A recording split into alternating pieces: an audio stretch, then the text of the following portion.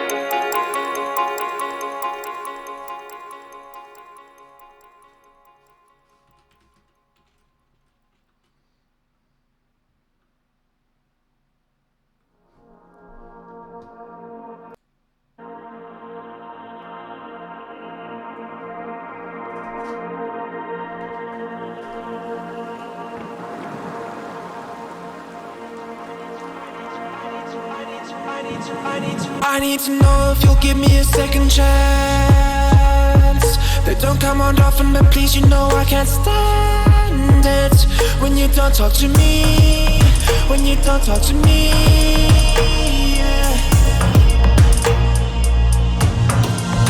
There's something inside, yeah, there's something inside that brings me back to you, yeah.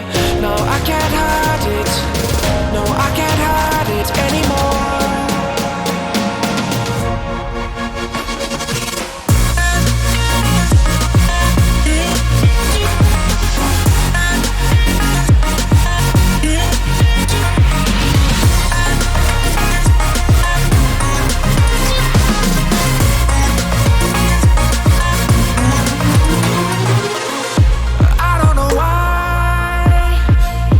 Seem to get you off my mind, and I know it's true, and I'll say this to you, I want you back.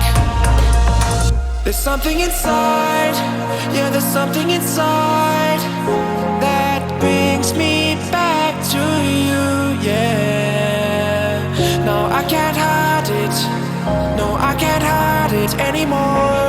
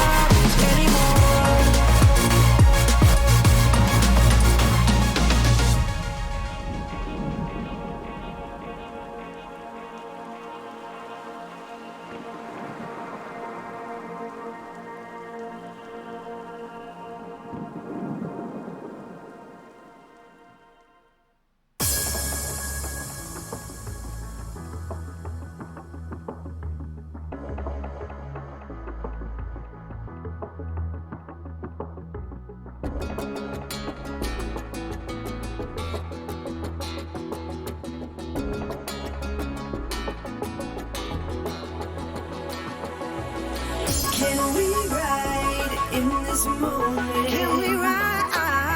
Yeah. Nothing's stopping us tonight. No. Not a single bright light in our sight, in our way, in our way. I'm the only passenger. You lead the way. You lead the way. I'll let you take you. When I'm feeling something, when I need to feel that breeze rush your feeling. Not a single time.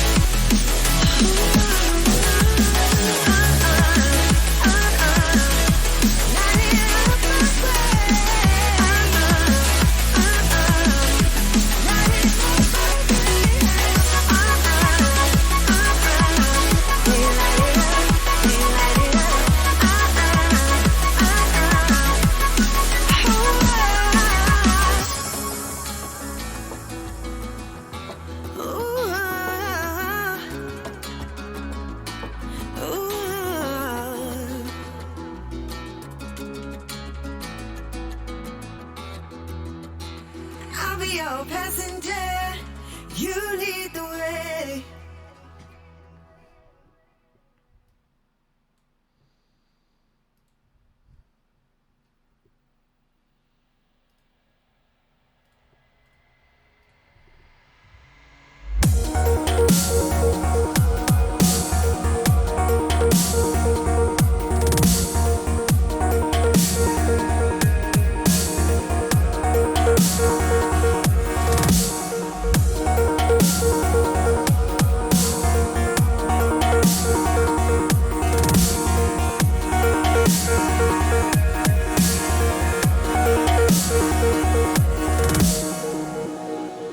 I can't believe the night lay waste to all we'd given. But honestly, you've gotta know that this ain't living. But we could run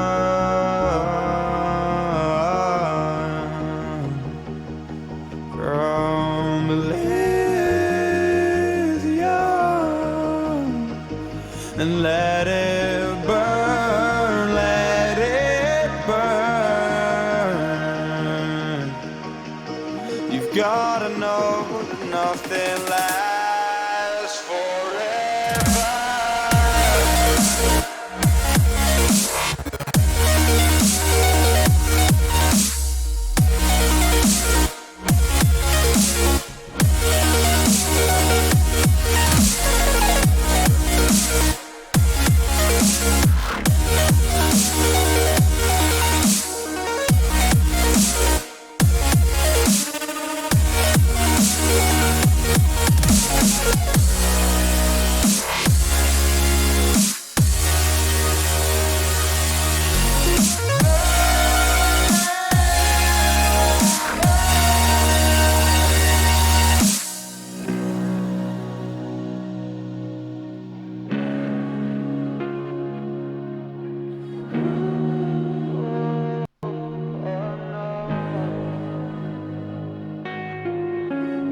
I can't believe myself.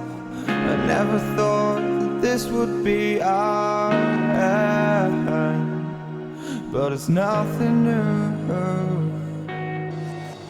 And my lover's honesty, I can push it back down if I have to. If you want me to, 'cause we can run.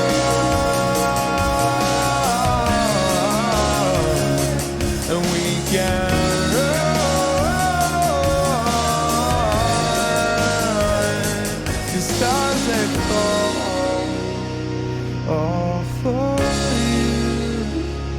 So tell me now, what's left to lose if we run? If we run. If we run forever.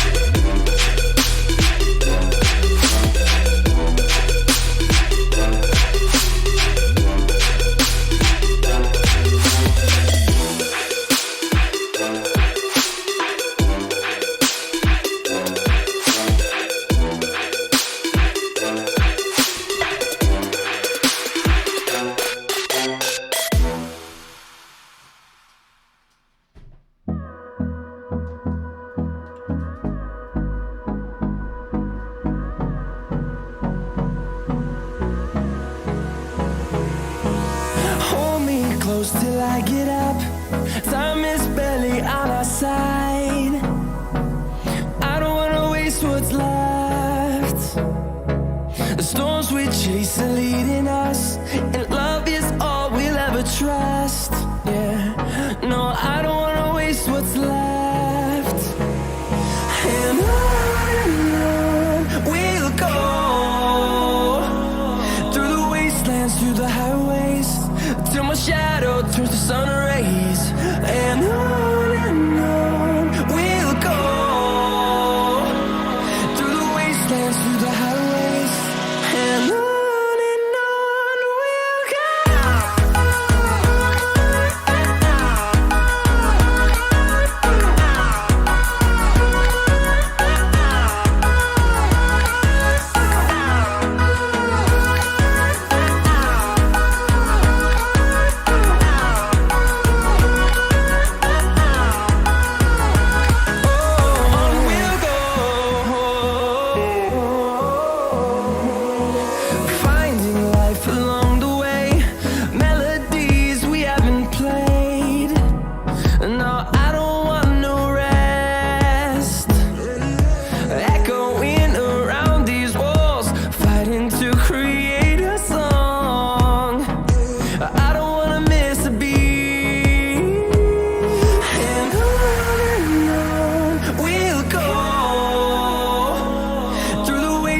Through the highways, till my shadow turns to sun rays. And on we'll go,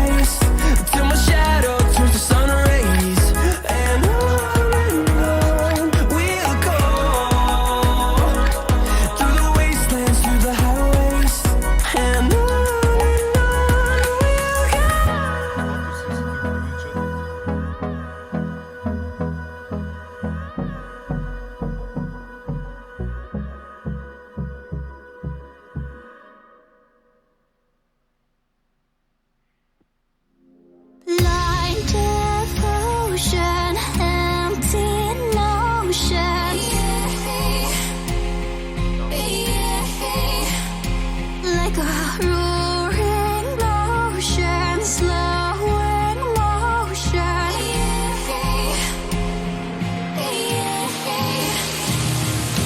Lay down your troubled mind. We are only kind and will kindly cease to be as we intertwine with the universe and cosmic symphony.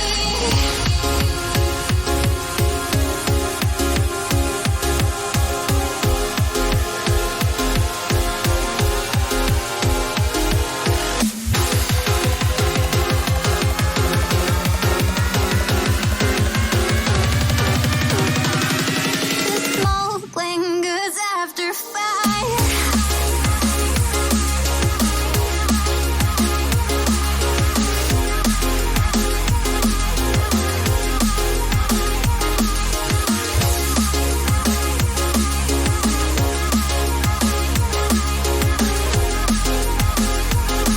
The smoke lingers after fire.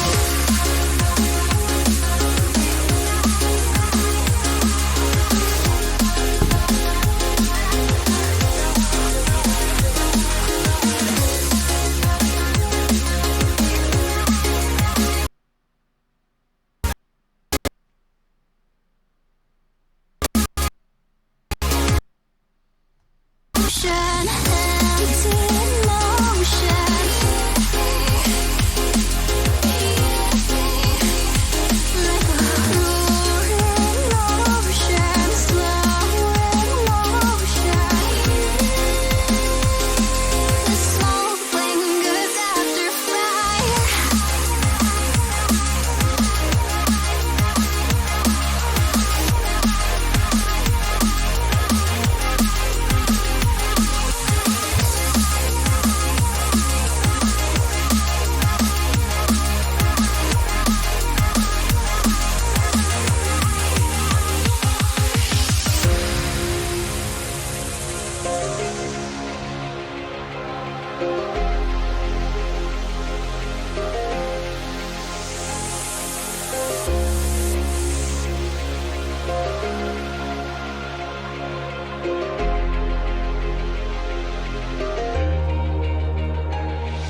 Lay down your troubled mind. We are only kind and will kindly cease to be as we intertwine with the universe and its cosmic symphony.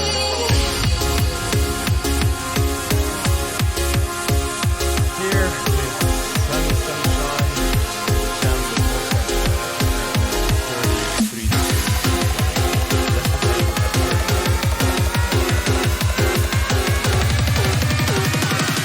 The smoke lingers after Today's a little bit fire.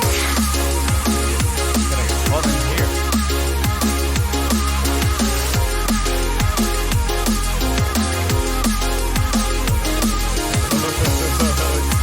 All windows have to be shut. The smoke lingers after fire.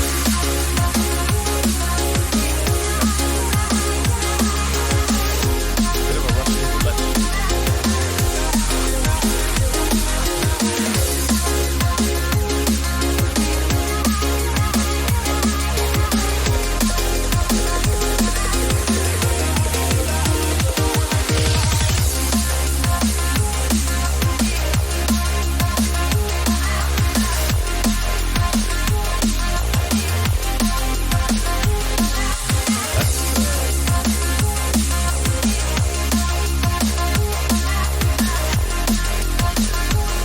It's like summer came early on the beach. Here at 25 is like standard practice, standard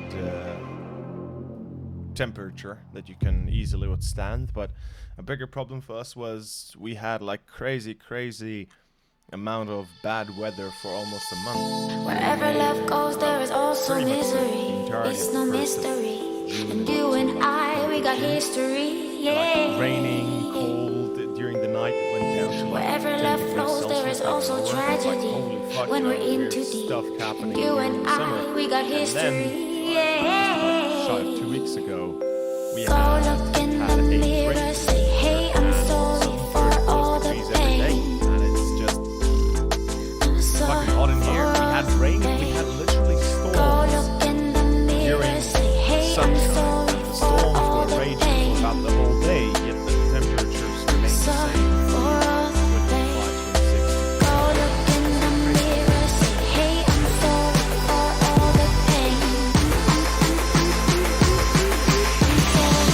For all the pain.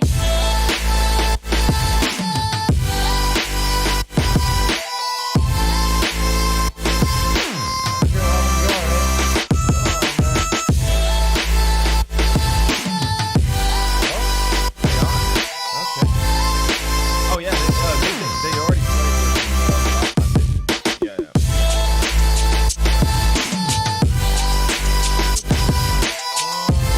Yeah, it was 2-0 against them.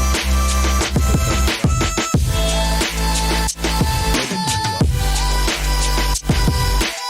Fair. Argo yesterday. Kind of against you. My love, it grows with the memories like a symphony. And you and I, we got history, yeah. And when you're alone, do you say my name or you say her name? Yeah. It's not just that. My love, it grows with the memories like a symphony. And you and I, we got history, yeah. Giving it insane. Wherever love flows, there is also tragedy. Well, When we're in too deep, you and I, we got history, yeah. Argo have had. But as you said, yeah.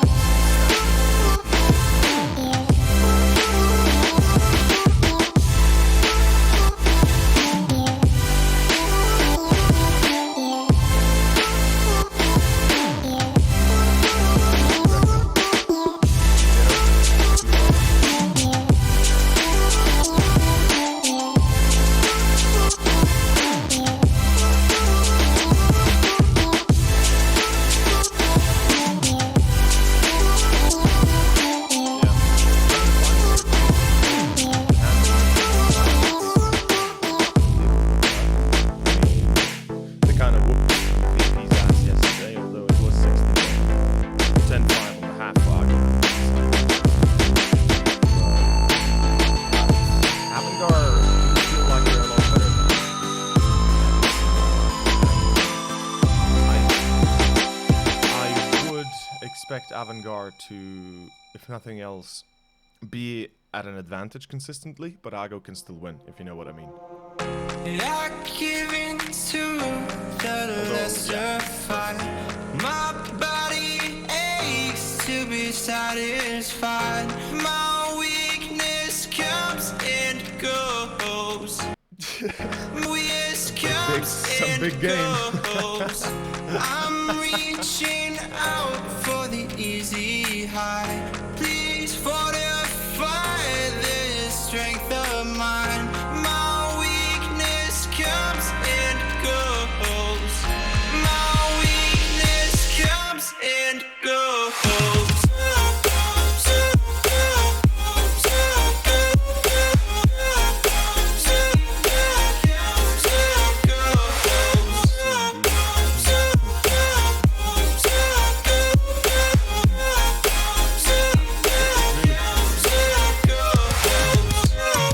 Argo can pick it up, but now they should be.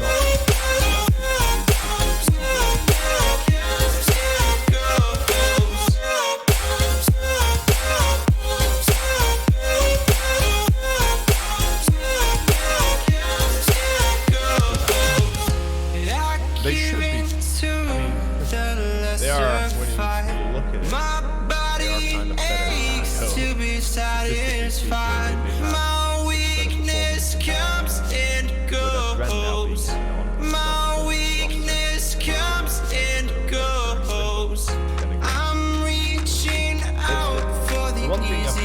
Please fortify this strength of how much mine. sometimes they play so well,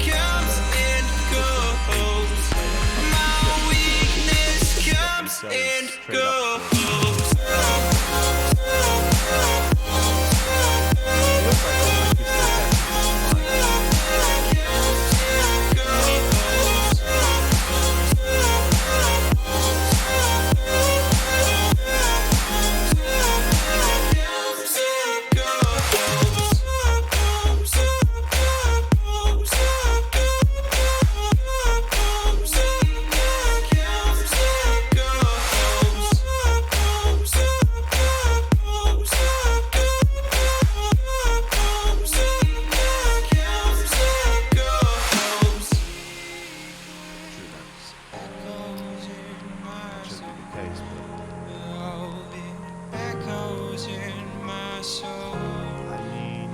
My weakness comes and goes. Yesterday's game against Tricked, with Excrement Tricked, was kind of an obvious choice of who was going to win, because Tricked, simply put, I think they're currently the best team in this tournament. And honestly, I think they're the best team out of tier 2 teams, and they're probably going to be either tier 1 within a half a year, or something of the like. It's a bit unfortunate that they got eliminated from the major qualifier or minor qualifiers. Yeah, I think they did get. I think they did get eliminated. Right? They lost against.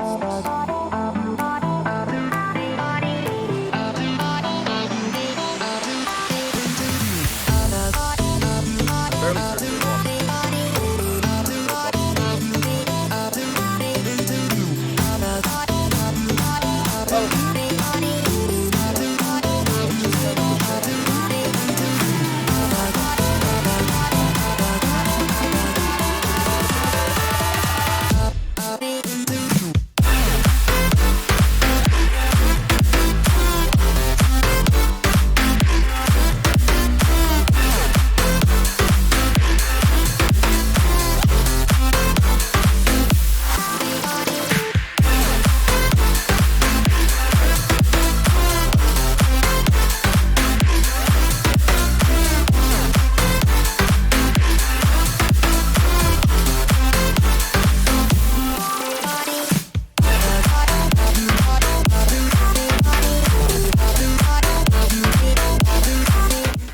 Yeah, I think they needed one more win, and they would have been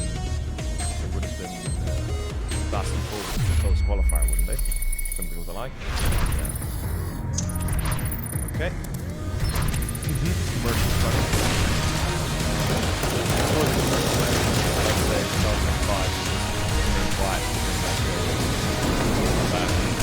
2005, shit like that. Oh, we didn't talk about that. Being here and run pretty much everything right. Play by play and color casting by both sides. Bet. Unless you have a different Made preference. for live betting. Yeah, live and fun.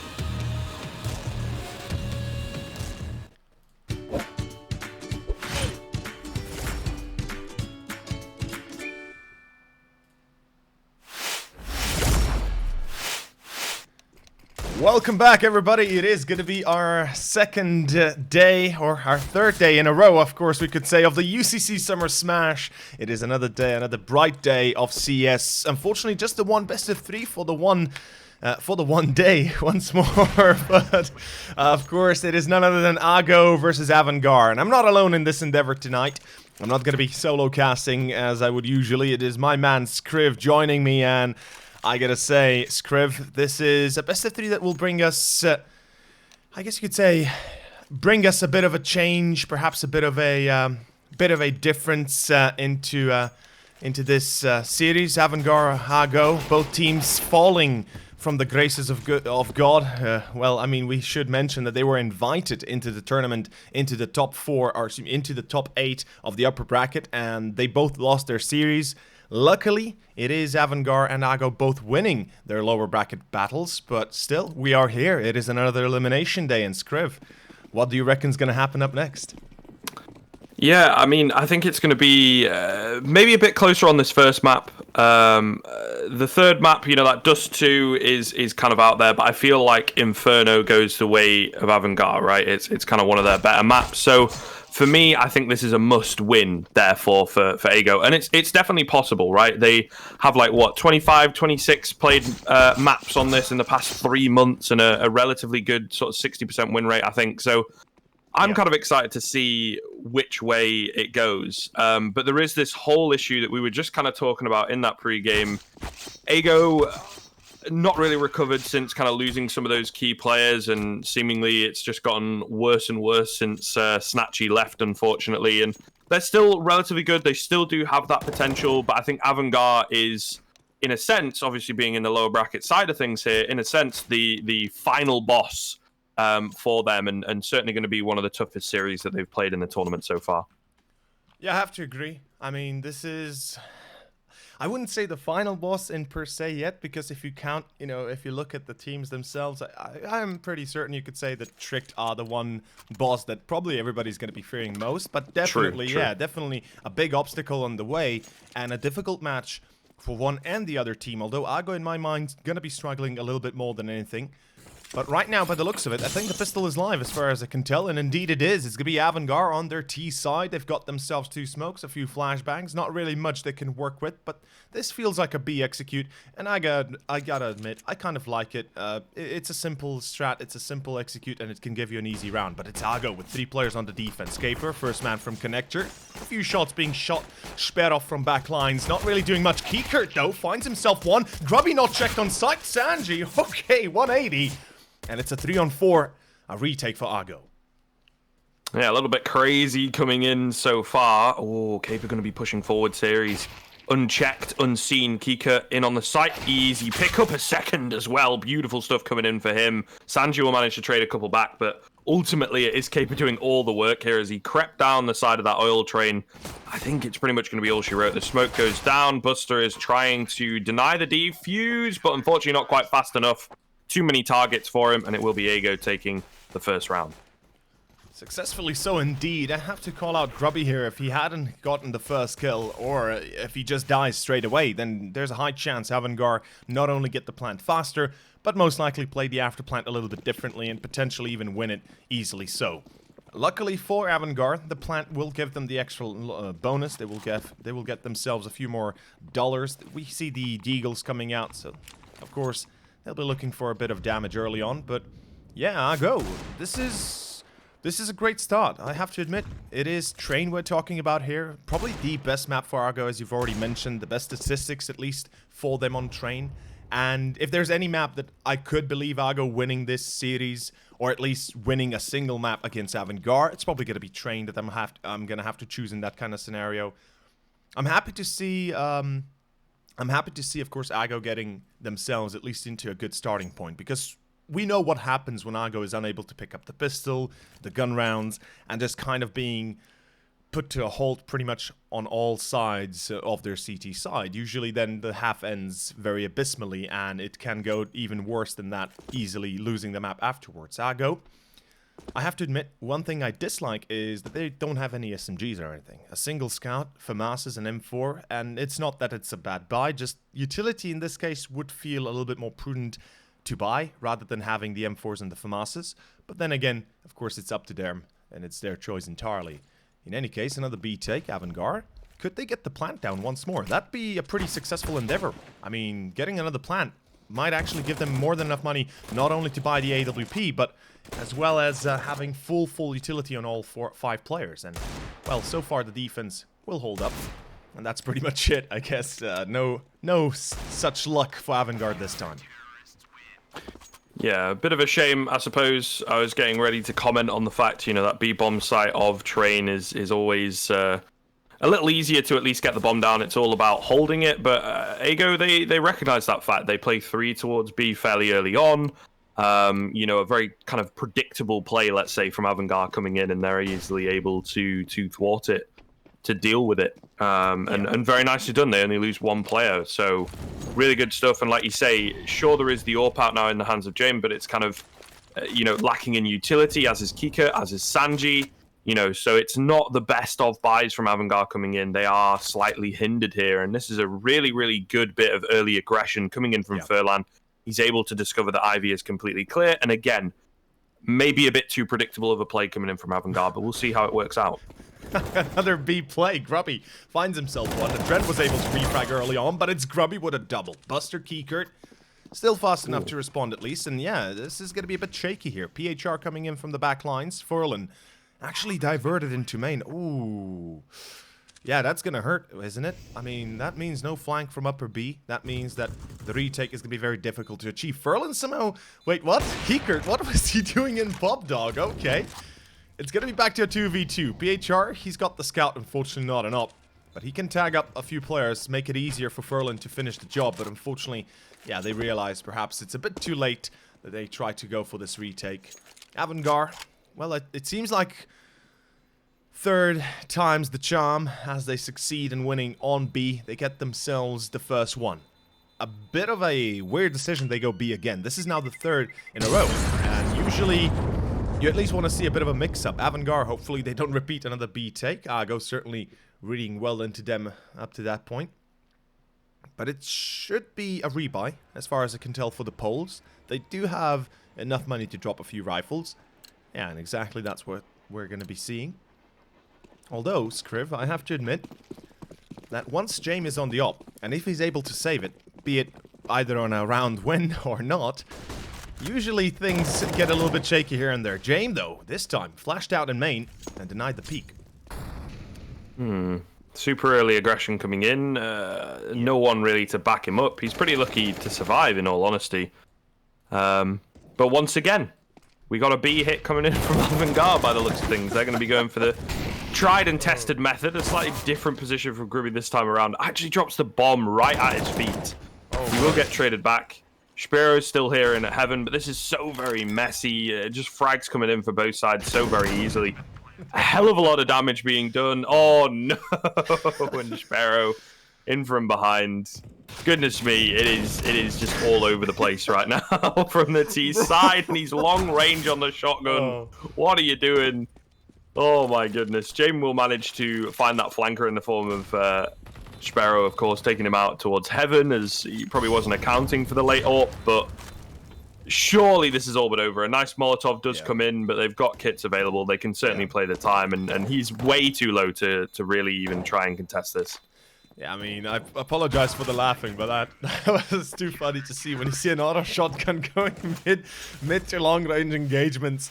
That's out of this world. Definitely, though, another B push, and I'm a little bit flabbergasted here. Avangard, I'm not sure what exactly they're attempting to do here, but it seems like they've got a single strategy in mind. That's just rush B, boys, and that's pretty much it. And we know they're from the CIS region, but there's no reason to try and, replicate the ideas from the CIS region. James, though, this time the mid peak will succeed. Caper will be falling, although James is down to 20. The entry will be Avangard's, and the aggression pays off for the first time. Keykert, oh, he's going to be getting a free kill. PHR doesn't check his corner. And it's another one to Avangard, and so far it seems like the Kazakhstanian team has had fair success early on. As we have mentioned, continuous aggression sometimes does pay off. And James, second kill, should be the end here. Ooh, nice tag onto Sanji, but it's a 2v5, and we should be realistic about it. It is an easy round to Avangard here. Yeah. Groovy going to try and get aggressive, not going to work out. So, nothing really coming. The best bet that they've got at the moment is Sparrow holding on to this AWP, but it's not looking likely. Buster going to start to move around the corner, gets taken down, sure. But all the same, they now know where he's at. The bomb is actually planted on that B-bomb site, so it's a question of whether the T's want to go for this. They themselves are not hugely rich. Yeah. So maybe you don't want to be sacrificing too many weapons across, but all the same, they have him kind of down under lock and key, just waiting patiently for the flank to come in, and they're all going to start moving in together, one would assume. Or maybe not. They kind of check it and figure that he's moved away. Oh, that's a little messy, and they're going to lose an AWP of their own. Okay. Yeah. I suppose big brain plays from Spiro or something. And he's taken down more. The juke. Oh. This game? What is going on here? Not just the team damage, but simply put, the juke works out. Unfortunately, he can't cross, or at least transfer the op into the next round. And it is an eco for Argo, but holy hell, Avangar. Well, I mean, technically that was still a B play. That was still a B push. That was 6 rounds or 5 rounds in a row they wanted to go towards B, and, well, 2 of them succeeded. Avantgarde this time, they know what they're up against. It's eco for Argo, and, well, the reaction is equally worth it. It's going to be pretty much a calm round for Avantgarde, and this is exactly how they have to play it off. We've seen too many mistakes in the past, even from Avantgarde themselves, when they are a little bit too eager, a little bit too confident, perhaps we could say, or overconfident. And they find themselves in crossfires, in positions they can't get the refrags in fast enough, and eventually, or at least subsequently, lose too many players to be able to salvage the round itself. Argo, though, I love their smarts. They're playing together. They want to play those long-range fights with the Deagles. The P250 going to be close range in old hell. And overall, Argo, they're going to be buying themselves time. PHR, though, oof, goodbye, good night. Adren, nice entry. Yeah, it's fairly good as well when you're playing these anti-eco rounds to get that first frag. You can slowly start to move in. Cape are going to find a quick headshot. He's still alive here towards camera as well. Will eventually get taken down. It's Furlan in this off angle though. Sanji is going to meet him in just a second. And yes, he checks the wrong angle. That's the whole idea, folks. Will manage to get his hands onto an AK. No armor for him though, unfortunately. So we'll see what more can get done here. Still this Deagle in play. Got to respect the long-range prowess that it has. And the T's definitely are playing it a little bit more passively. 1-for-1 trade comes through. And Furlan doing some really good damage here. He's earning himself a bit of bank as well, alongside keeping this T-side economy under the quash, so to speak. We'll see. I mean, he's still alive here. There's still potential for him to get more done. The only issue, obviously, I suppose, in this case is the fact that he doesn't really have a kit. He also has pretty much no information to work with, and no armor means he will eventually become quick work for James. Still, though, some really, really good damage from Ego coming in, and they can certainly be happy with that. Absolutely. I mean, it's the best case scenario for a position or for a round like that, right? When you think about it, if you're able to diminish the economy of the T's when they can easily grow it, if they go unchecked, if they go unopposed, a problem could arise for Argo that Avantgarde might get themselves a pretty bank, and again, it's a difficulty to try and get rid of that. In any case, it's another eco round. And this time, I love the push towards upper B. They'll even boost on towards balcony, and unfortunately, Buster will check it, and he's ready for the second peak as well. So no cross for Argo, and Adren this time, he's clearing off crossroads. He's a little bit in danger being alone there. As we saw last round, the pistols can make short work of opponents that are unaware or are not checking the right corners at the right time. But Argo this time, unfortunately, no such luck. Although, just as I say, the jinx is real. PHR gets himself Adren.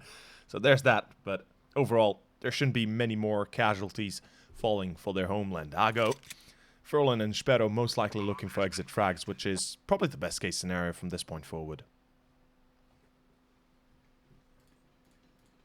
Yeah, it's kind of a tough one, that CT economy. As we've seen in the past couple rounds, it can kind of escape you, and Avantgarde kind of getting up to a relatively decent spot on the T side, to be honest. You know, 4 rounds this early on, looking, I'd say, a little more dominant once the rifles have come into play, which is kind of what, you know, we would expect from this team.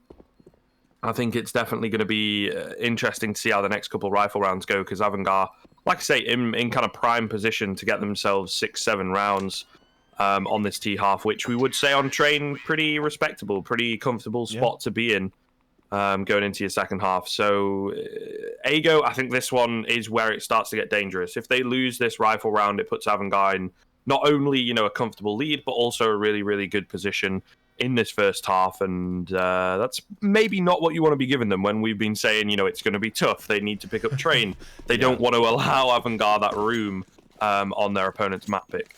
Yeah, we haven't touched on the fact that this is a CT-sided map, and we don't really need to emphasize this, but it's a fact that if the T side is able to garner more than 5-6 rounds together, and they're able to diminish Argo, or at least the CTs continuously, then they're in for a very wild and very good ride. Unfortunately for Grubby, it's going to be an entry again here. Avangar find themselves the first, and this is a gun round that Ago cannot afford to lose. Double up as well. That means the retake will be so much more difficult to pull off, or at least to try and pull off. And by the looks of it, well, Avangar, they've got a mind for A, and I like this decision. A is wide open, you can smoke it off, you can manage the angles a little bit easier, or at least if you do wish to go A, you have an easier time trying to clear those important positions, let's say Crossroads, let's say Old Hell or Heaven, and then you can smoke off either Ivy, Connector, and, you know, you get yourself onto a nice little afterplant forward.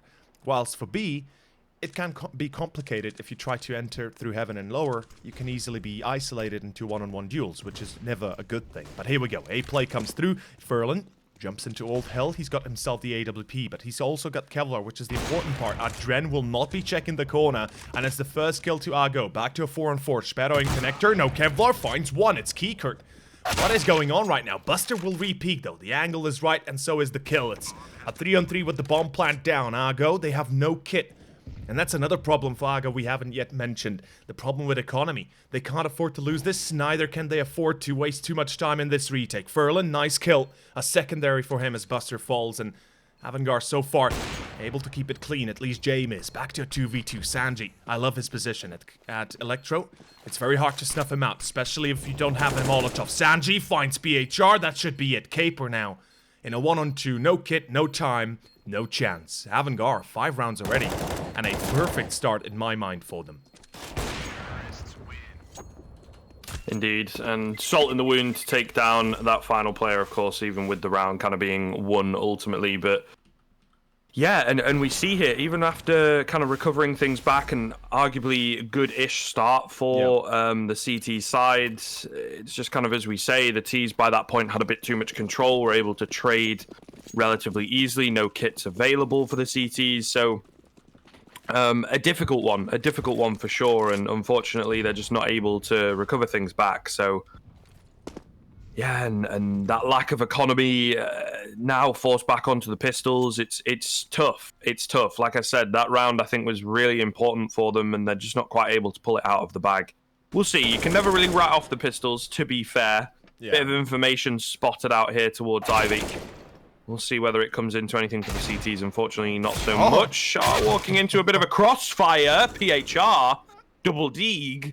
It will be a 3-on-3 very quickly indeed. And I suppose there's a bit of armor dotted in there. But for the most part, it is still looking easier said than done. But that is messy. Swapping out for the AK. Buster gets caught off guard. And the bomb now being dropped to the feet of the CTs. Luckily, Kiekert's able to salvage it. Coming up from main. Getting 2 players even. That's pretty much it. That should be the end here. Sperot with a Deagle only and Kevlar. Now, of course, as you said, we cannot diminish the effect of the pistols, or at least the quality of the pistols themselves. But we can certainly say that in scenarios like this, unless Avangar screw it up royally and let themselves be in one-on-one duels without really having a proper chance of victory, then yeah, this should be Avangar winning. But in any case, Sperot, he has an AK, and this is going to complicate matters. 27 seconds. Time is ticking. And, well, just as I say that, James makes the right decision, fills up the AK, gets the final kill, and secures the 6-3 result. This is starting to turn out to be a pretty good half for Avangar, and given this is the map pick of Ago, I pray that we see some response right here, right now. Double up last round didn't work out, or at least last gun round. Sperro now having the 1A AWP and the Kevlar with it, so that's the saving grace. Double kit as well. They can at least attempt the retake if it comes down to it. But a bit of a default being played out. I love it. Avangar looking to take Brown Hole's control, looking to take Ivy control, whilst Ago most likely contesting for both, or at least for Ivy by the looks of it.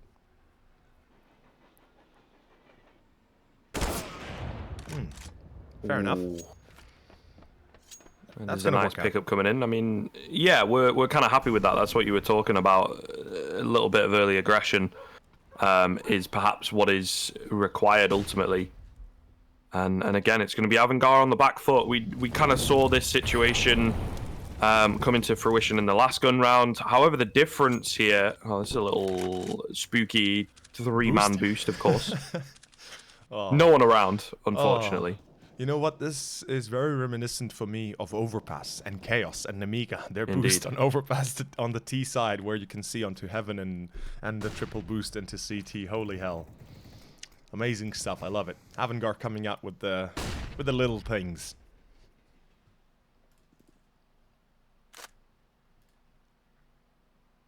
Well, a slow one. Has been a massive kind of slowdown here, and this I suppose is the difference. Where in the previous round, you know, Ago able to get that advantage, but it comes a bit too late. Here, it's in a really good spot, and they're able to just work it. Oh, a team kill coming in. That's certainly awkward. I mean, trying to trade back here. James is doing his best to pull his team through this one. Ultimately, though, they are still down a man. They're also not ready here for PHR, who is able to drop that bomb easily enough. Buster not fast enough to get the trade. Will eventually, but ultimately, you know, he goes down, and it's Ago coming in with a pretty clean round, just working off of that advantage. And again, Avangar, their T side seems to be, if in doubt, go B. And Ago figured they were in doubt and stacked up that B bomb site ready for them. So yeah, just that initial pick really winning that round for the CTs. Yeah, I mean, the team kill also doesn't help Avangar much, but at least they get themselves, you know, a little bit of damage dealt onto Ago with 3 kills. Overall, though, it's going to be another buy. Obviously, Avangar now running low on supplies. They've got the Mech 10 on Sanji. The op still on Jame, interestingly enough. Ooh, wait a second. Furlan, he's going to push the smoke. Oh, I like it here. Unless he's just going to try and perhaps catch a unwanting Sanji crossing it. Well, I had hoped to see the push with a pop flash to support it, but perhaps the smarter choice in this case certainly is to pull back and get the hell out of dodge. Make sure you don't lose for nothing, or at least die for nothing. In any case, another slowdown, and Avangar is having issues trying to establish some effective map control. First of all, Pop Dog is being contested, Main is not really being in their hands, Ive is not in their hands, and looks like Ago have awoken from this slumber, and they're able to bring themselves up to speed. The op on Sperro, it's going to be the first one, or the first line of defense at least, Adren. Patient and wondering where the hell he might find himself the first casualty. 40 seconds. Avangar really playing time here. Sperro, though, misses the first shot. At least spots a player coming out. Adren going to be caught. Caper, double, in pop. That's it. That's enough. And all of a sudden, Sanji and Jame, this is too much for them. A 5-on-2. They shouldn't be getting any further than, well, perhaps just out of main, and that's it. Yeah, and Jame not really fancying it. I don't think he wants to keep a hold of that up. I guess holding a flank here and finding a kill pretty decent. But again, kind of comes a bit too late in the round, unfortunately. Does a bit more damage to that CT side, and maybe, no push coming in from Furlan. So it will be a relatively decisive rifle round. And again, you know, it is kind of this question, maybe a bit too little too late. We'll have to kind of find out. There's 6 rounds for Avangar that they still have, and with 3 rounds left to go in the half, you know, there is still a really good chance that they could, you know, extend this lead for sure. Well, I suppose 4 rounds if you include this one, but yeah. All the same. All the same, indeed. I have to agree. It could be a little bit too late. I mean, if this ends up 9-6 on Ago's side, then they still can call it a little bit of a successful first half, even though one could argue that 6 rounds on T-side train is as good as any, and any more than that is just the icing on top. So Avangar, I feel like they're content with the result they're having right now. They're very much happy with how it's all being turning out. Unfortunately for Sanji and Jame, they don't receive the loss bonus, but at least in terms of Jame, he had more money to save rather than to die and get that loss bonus in. And with the op saved up as well, we could be seeing perhaps a victory for Avangar. We've seen rifles being saved in previous games that actually came into play on the subsequent eco round or round after, where they were able to utilize them in a way to win it. Usually it was the CT side getting the lucky break there, but even the Ts might get something done with it. Any case, Furlan. Oh, Furlan, okay. He reveals his position by throwing the Molotov. That's an entry to Avangar, and all of a sudden, they get away with Buster taking a few pot shots to the face. 56 HP left on him, no Kevlar, doesn't really matter. He's more of a meat grinder, or at least a meat shield than anything else for Sanji and Jame, like the rest of Kikert and Adren. And look at this. When in doubt, go B. I like it. Avangar, simple and very clear. And if they get past the first line of defense, Ooh la la. This could turn out to be a pretty easy victory for AVG. Ooh. Yeah, a missed shot coming in as well from Spiro. Oh my goodness. It's a bit awkward, but they're still gaining this control. They're still maybe able to get the bomb down. That Molotov might just stop them for a second. The flank going to be coming in, but yeah, maybe, just maybe, Spiro not quite able to deny. Oh my goodness, so very close. But really, not perfect, you know, not quite on it. And James still alive here with this AWP. This could easily go either way. This is the type of round where a player like James definitely looks to pop off. A good couple smokes coming in, though, definitely going to make life hard for him. Trying to play around them, but he's really unsure. Caper creeps in, catches him off guard. And I think that might just spell the end. Sanji going to fall as well, and down goes Buster. So a nice little recovery from Ago, but AVG can definitely be happy with the result from that one. Absolutely. I mean, they get the plant right. They do the damage. Not as many kills as they perhaps wanted, nor the ending they might have wanted, but they did a good job at least of diminishing the economy once more for Ago and, well, pretty much putting themselves back on the pedestal. 6-6. And this is looking like AVG's home ground, really. So far, they look like they're very much comfortable in their current shoes, in their current position, I have to admit. But in the end, the AWP didn't come into play, unfortunately, for James. So he's going to be able to rebuy it here, but a glass cannon at that. Grubby. Ooh, upper brown holes peak 100%, and he gets the free kill. There it is. Buster, not aware of that, or at least not prepared for that. And he gets away scot-free. Spero. Whoa, Spero. He didn't notice. Oh, what is Spero doing? Oh, what the hell was that? Spero, surely you know that when Grubby falls back, you should fall back as well. And that's a free AWP to AVG. Not that they need it.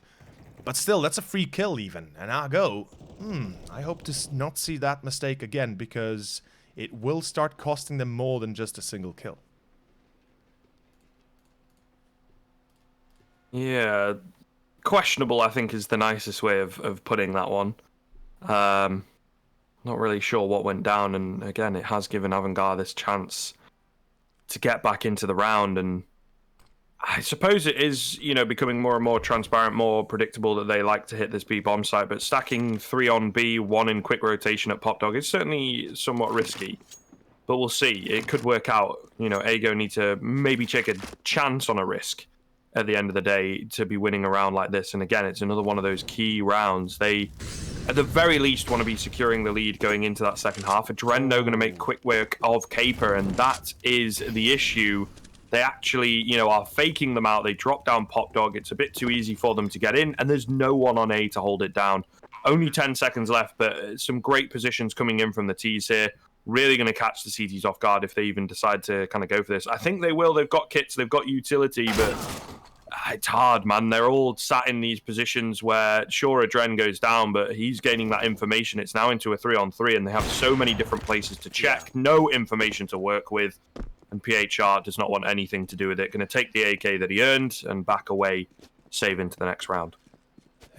Exactly like you said, the risk was there for Ago. They knew what they were doing. They made the call. 3 players on B, 1 in Pop Dog, trying to kind of listen in for the information. Oh, and PHR not even going to save the weapon, which makes it so much worse because now Furlan and Grubby and Caper will have to make do with what they can buy. Even then, it's questionable whether or not they buy at all. But again, Ago, the decision... It was not a bad one, at least in terms of, you know, if you think about it, AVG have went towards B pretty much consistently throughout the entirety of the first half. But then again, you can't leave A open like that, or at least you can't leave it all to a single man. And if he dies, you lose the round subsequently because of it. And yeah, well, the mistake is there. Ago. They force it up, double up. For some reason, they go for the double up instead of at least having a full buy the last round. An MP9 for Caper. And I'm not particularly fond of how they're going about business right now. I mean, this will leave them completely open for a 9-6 potential ending in favor of AVG. And from what I know, from what I've... Well, okay, Caper gets 1. But as I said, from what we've seen out of AVG before... This is not going to be easy for Ago. Though Caper makes it look easy, but then again he pushes Pop. Come on, Caper. This is certainly, or at least certainly you could have played it a little bit differently. I mean, you know you have the advantage. You have 2 kills. Why would you try and push onto above Pop? But then again... Yeah, it's kind of a little confusing, I suppose. It's one of those rounds where you start off playing a riskier style, but then you need to realize when the shift changes, when it's like you have that strong advantage to be like, right, this is actually a winnable round. No more overtly risky plays, and maybe Caper didn't quite get the memo. Well, feels like perhaps he wanted to go for the proper villain style. Just, go backstab everybody. He had hoped that perhaps he might snag somebody in the back, but instead, well, it doesn't really pay off. Sanji, another kill on PHR. Grubby, nice opener. Furlan, ooh, patiently waiting behind back 6, and he's going to get himself a free kill. There goes Sanji. Adrendo comes across with the bomb towards site. He's been heard by Furlan at least, and he sees his feet. Down to 15 he goes. Adrendo still wins the duel, and it's Grubby. An AWP in his hands and a deagle. A one-on-one, but Adren! Oh boy, that was a bit painful to watch. Avangar, they almost lose it all, and Hago, I dare say that if Caper wouldn't have made his mistake, wouldn't have pushed up Pop, we'd probably see a victory for Hago and a 7-7 result. Right. It's another one of those things where in his mind he's like, I've gotten 2 kills, I am okay to do this. Maybe get another one, nice highlight reel coming in, and we'll still have an advantage even if I die, right? But unfortunately, he is that kind of catalyst, let's say, that really sparks that play coming in, and yeah, it really does end up costing them in the end. So, not great. Not great, but we'll see. Coming into the final round, their bye is workable, let's say, but it does appear, once the rifles come into play, especially, Avangar have just been kind of that one step ahead. Not dominating, not, too crazy, but being one step ahead on the T side is certainly good on train and really does set them up into good stead. Caper maybe learning his lesson from the previous round, not pushing forward. PHR and Adren trading back a little bit of damage between each other, but ultimately nothing coming in the first minute of the round. And ultimately, I think that kind of suits the T side. If they're able to make it onto this B bomb site, they have enough players to kind of get into the post plants and just play the bomb at the end. However, with these rotations coming in, it does look like with Grubby pushing up the side, using his teammate as a distraction, it is going to be a 5-on-3. And now a much more winnable round for Ego. Failed flashbang coming in from Kika as well. Up the stairs goes Grubby, though. I mean, decision-making sometimes is a bit confusing, to say the least, over. I don't know. It is. It is. Furlan, though, I think he's going to be the final nail here for Avangar. And yeah, that's it. Jame, 9 HP, no chance. 8-7 final score first half. Avangar, still a very successful half, no matter how it all turns out to be in the end. 8 rounds on the T side, I think. It couldn't have gone better than that. One thing I should mention, though, Kieker, the only reason why he gets that kill is because he fails the flash. And because he fails the flash, he turns around to the left, spots the player right beneath the ladder, and he's able to get the frag. But it doesn't really change anything for the better in any case. A bit of a shaky performance from PHR and Sperro, though, I have to admit. Even Adren being a bit quiet and Sanji alongside it. Although Avangar themselves not really having too many kills at all. I mean, if you look at Caper at 19 currently, he certainly is feeling like Terminator. But yeah, Skriv, it's going to be the first half ending. It is Argo that will have to make it up with the pistol if nothing else to tie it up. In any case, before we go into our second pistol, we'll take a short commercial break on the half, and we'll be right back after a few messages from loot.bet.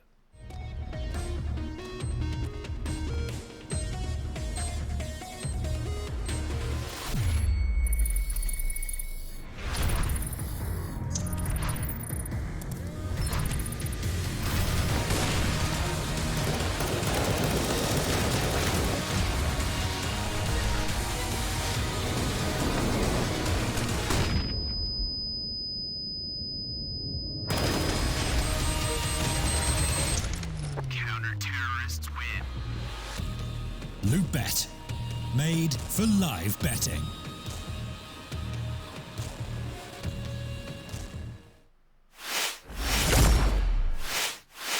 And of course, welcome back, guys. It is going to be our second half and our second pistol. Avangar now on their CT side, and I have to admit, their CT side usually looked a little bit more shaky than the T's.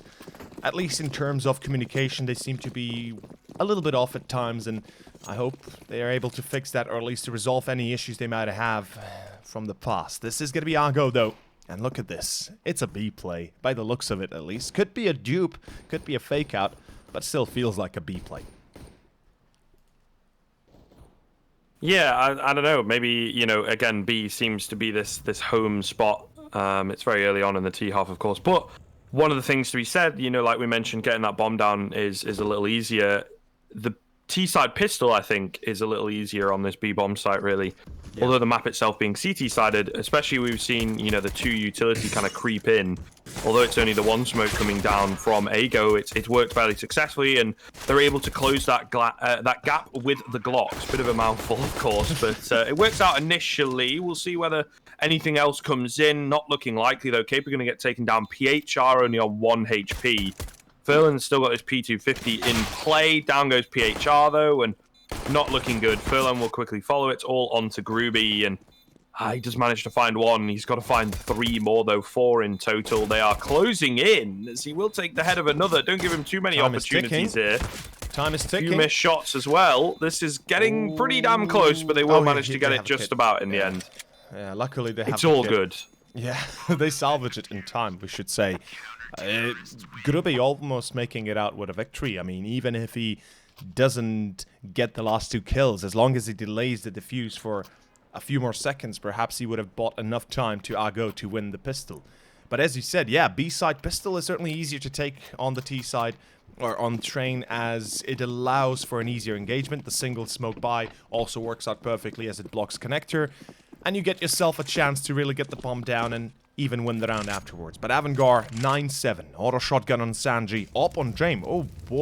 Oh boy, this guy is committing fully into this, and it's not a bad choice, especially since this is going to be a full buy round from Argo as well, with 3 AKs and Deagles. But it's a bit of a risky move, because if they lose this and Argo are able to salvage the op, or just losing the op itself, the money is going to be completely done for AVG. But yeah, minute 15 and a play from Argo. Yeah, they are really heavily waiting for this one as well on the AVG side of things. Just winding that clock down, hoping to find some aggression here on the T side of things, but it's not coming. AVG, you know, playing it safe, maybe done a bit of homework, but fully respecting their opponents for sure, not just rushing straight into their faces. Anyway, the smokes, flashes, going to come raining in over the top. We'll see how the CTs respond. It's Buster, the first port of call. He's going to spark Spiro on the edge of the smoke. It's Kika actually finding the first kill. Groovy will eventually trade one back and Dren taking shots at his own teammate. It's messy right now because of how many smokes there are on this site. Cape are going to find one through said smoke, but Buster is the one that is trading things back. Eventually gets that spray down on the D. Gets a 2 versus 1 for PHR. He does seem vaguely aware of where they're at, but James going to take him down as soon as he shows his face. And a 10th round coming in for AVG, but definitely a close one. Yeah, I mean, a lot closer than imagined, and I have to admit, Argo, they're making it look a little bit better with the buy.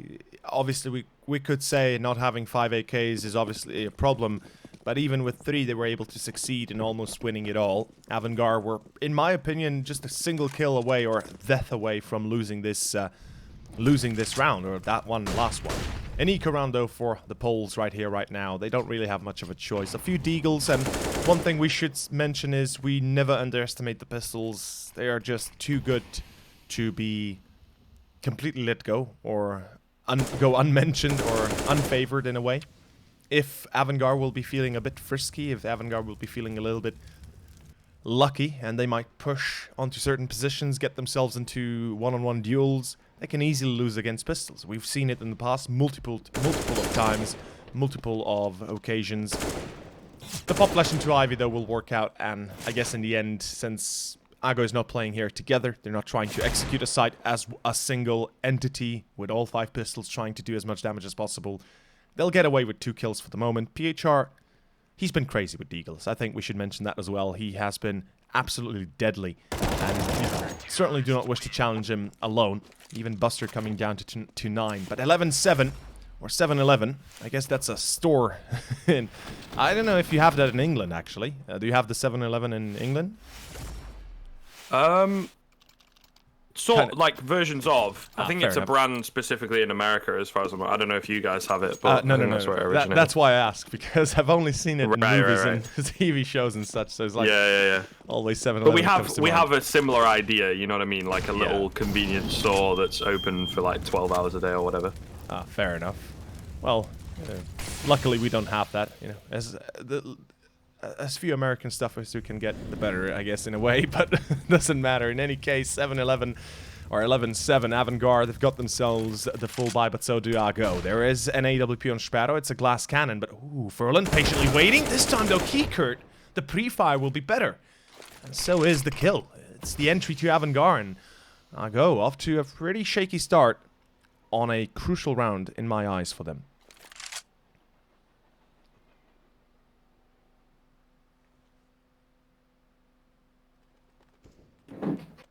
Minute left. All right. What say you, Scriv? How do you think this one will go? Another B play, perhaps? I mean, I don't know. It's kind of tough for Ego. They're being locked out of a lot of these rounds, right?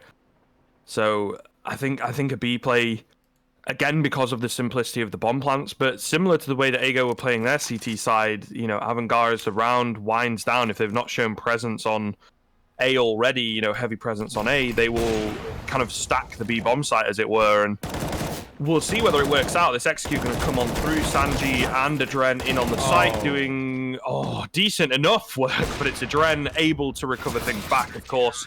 Nice shot from Sparrow, not quite able to land the flick, and that will be all she wrote. But yeah, ultimately, you know, again, just a really good read, really good positioning. Sure, Sanji kind of fluffs the spray down somewhat, but Adren is there. That was the whole idea of the play, right? Was Adren to flit in and out of that site around his teammate. And as we've seen in the past, a great CT-sided player with great kind of intuition. And he is able to help secure that round. And unfortunately now Ego, again, similar situation to the first half, going to have their economy demolished. And now onto the half by trying to recover things back. We will see Adren push towards Hell, gonna be caught off by Caper, but he gets a kill before he falls, so that's a lucky break. James is a bit of in a troublesome position. Luckily, he's saved by his teammates, saved by, well, a bit of a god presence here by Keycurt, as he denies the AWP pickup for Sparrow. Getting a bit pricey for Avantgarde, given the fact that it was an eco, as he said, but at least Argo, well, they show that they're not going to give it up that easily. 13-7 though, and well, the real issue is now starting to arise for Argo. Time is on their side for the moment, but the rounds are not, as well as the fact that this is one of the last buys. They lose this, it's map point to Avantgarde, almost certainly so. The loss bonus will give them a rebuy, perhaps even if they, well, especially if they plant. But it's not going to make things easier, nor is it going to make it any more acceptable the way it's been going so far. Double up though, Buster James. Ooh la la, this could work out very well. Avantgarde, I say it, but I'll have to eat my words. Buster will be caught. James though, peeks brown holes, free kill. Now go. I think they should spring into action towards A. They have to move now. They have to go right now. Yeah, it's still moving in a bit slowly. That's a key fight to be won, though. Adren kind of caught off guard by that one, so that allows this double-pronged attack to come in. Keycurt is able to trade 1-for-1. Not really ideal, though, because that T side still retaining the lead and obviously moving into this A bomb site with a great deal of control. Nice find by Sanji, though, onto the bomb planter. Sparrow is able to clean him up, however. And now it's all onto James, lands the tag, but not quite able to find the frag. He's going to go for the repeat here and actually gets the headshot. Pretty crazy stuff coming in from James, bringing it now into the 1 versus 1. This is a hell of a lot more doable. PHR up high is kind of hidden away, at least so he thinks. But James, if he gets into the right angle, might just be able to catch him off guard. A little bit of utility being used here. They are going to spot each other out. Surely Nade going to come flying in. Does a tiny bit of damage. James finds it. But unfortunately, yes, even with the kit, there is no time. So Avantgarde finally going to concede around here on their CT side. Oh, and he even goes down to the bomb and falls into the abyss.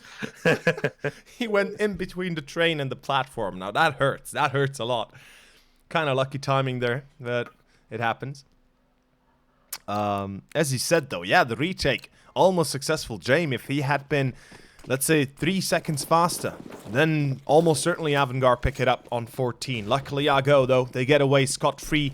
And, I mean, that might be a bit of an over-exaggeration when I say scot-free. They lose all 5 players, but they get themselves the 8th round, and they have a chance to still compete for this first map. Very important map in our eyes, as we mentioned at the start of this broadcast, that Ago, if they wish to win this series, I think they need Train desperately, given it is their best map statistically speaking. And even though statistics might lie at times, James will find one. Blinded out takes down Furlan.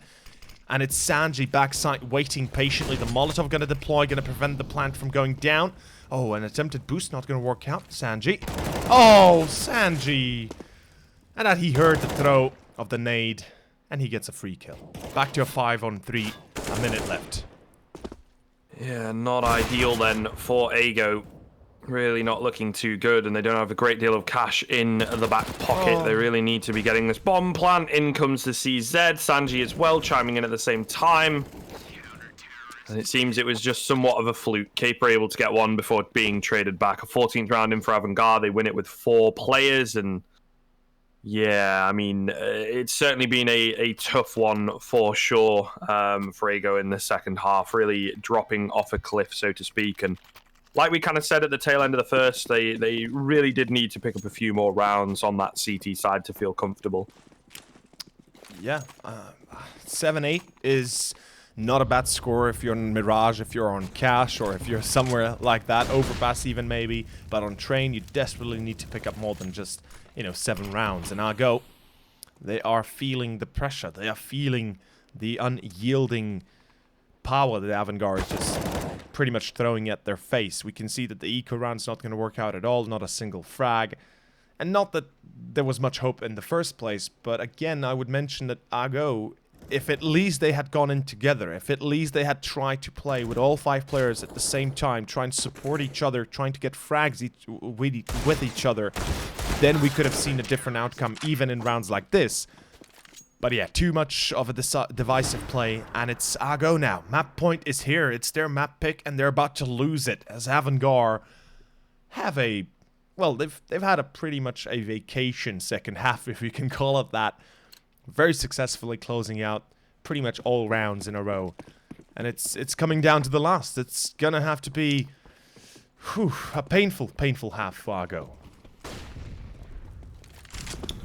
Yeah, certainly difficult. I mean, for any caliber of team at this point, no mistakes from here on out. It is a huge ask. Molotov coming in. James pushed up pretty aggressively, so he's going to get burnt down to 44 HP. That's always nice. They do return the favor, however, here in our A main. A key fight. Oh, which way is it going to go? Though it's going to be PHR actually getting the drop on a Dren. So relatively good stuff there for Ago. It's surprising as well, because PHR kind of had to flick across for that one. A 5-on-4 with James on low HP. I mean, this is looking doable for Ago for sure. Indeed it is. They are slowing down completely. Oh, damn. The timing there. Buster. A free kill. And Sparrow has an op, sure, but he's not ready to respond in time. 50 seconds and Ago are back to where they started again. Although this does favor them, as they can push aside with 4 players instead of having just a 2 for the defense. But ooh la la, double drop. Kiekert will hear it, and he's gonna spring into action right behind. He's gonna get himself at least a kill or 2. Now the info is coming in for Avangar. Don't push, guys. Don't do anything. Just stay alive. And Sanji finds one. Kiekert comes. Wow, there it is. That's the round. That is 16-8. And well, Ago, their map pick goes down to Drain. And up next, it's Inferno, a map that, well, Avangar absolutely love to play. I have to admit, Skriv, this certainly is looking like it might go, well, as we talked about pre-game, that if Train goes badly for Ago, then most likely the entire series goes equally so.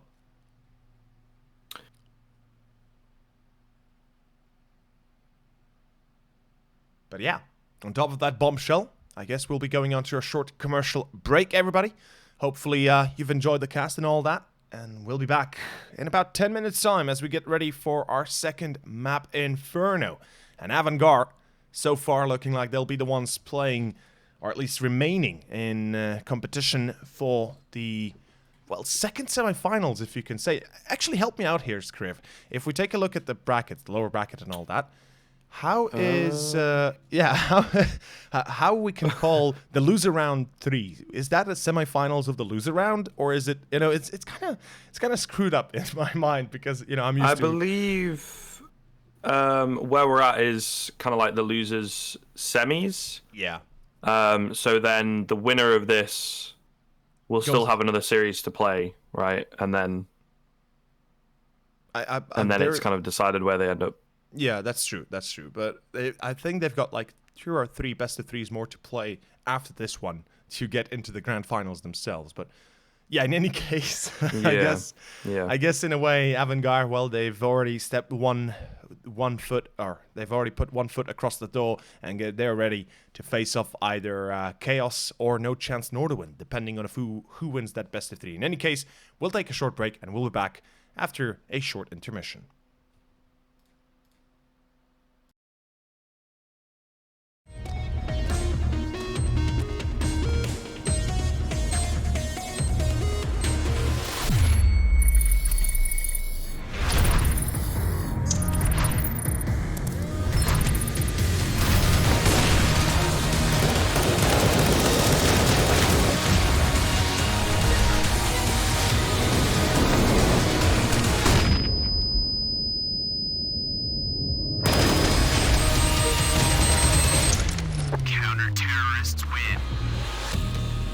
GG.BET. Made for live betting.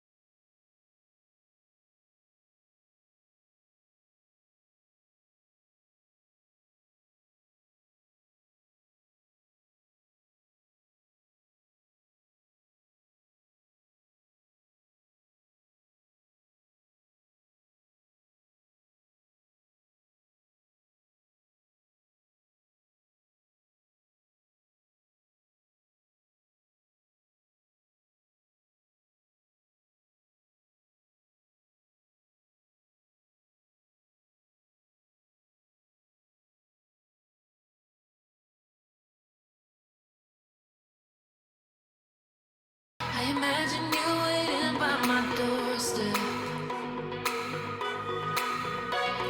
But it won't be long before I realize it's a picture in my head, in my head. And I know they're just fragments of a world where your absence all I get to see. Take me back to the planet where you and I are still meant to be. 'Cause I'm incomplete when you ain't by my side, when you don't wake up next to me. Yeah, I'm incomplete. I need you here tonight to cover up these empty sheets. 'Cause I'm incomplete.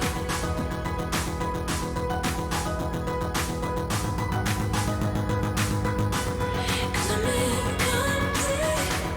I need you here tonight to cover up these empty sheets.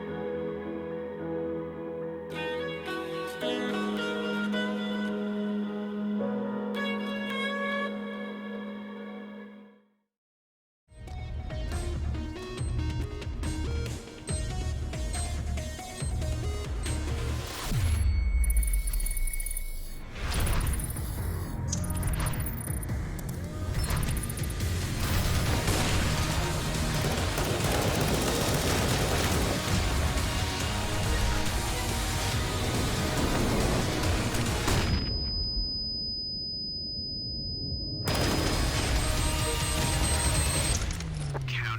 incomplete. Loot.bet. Made for live betting.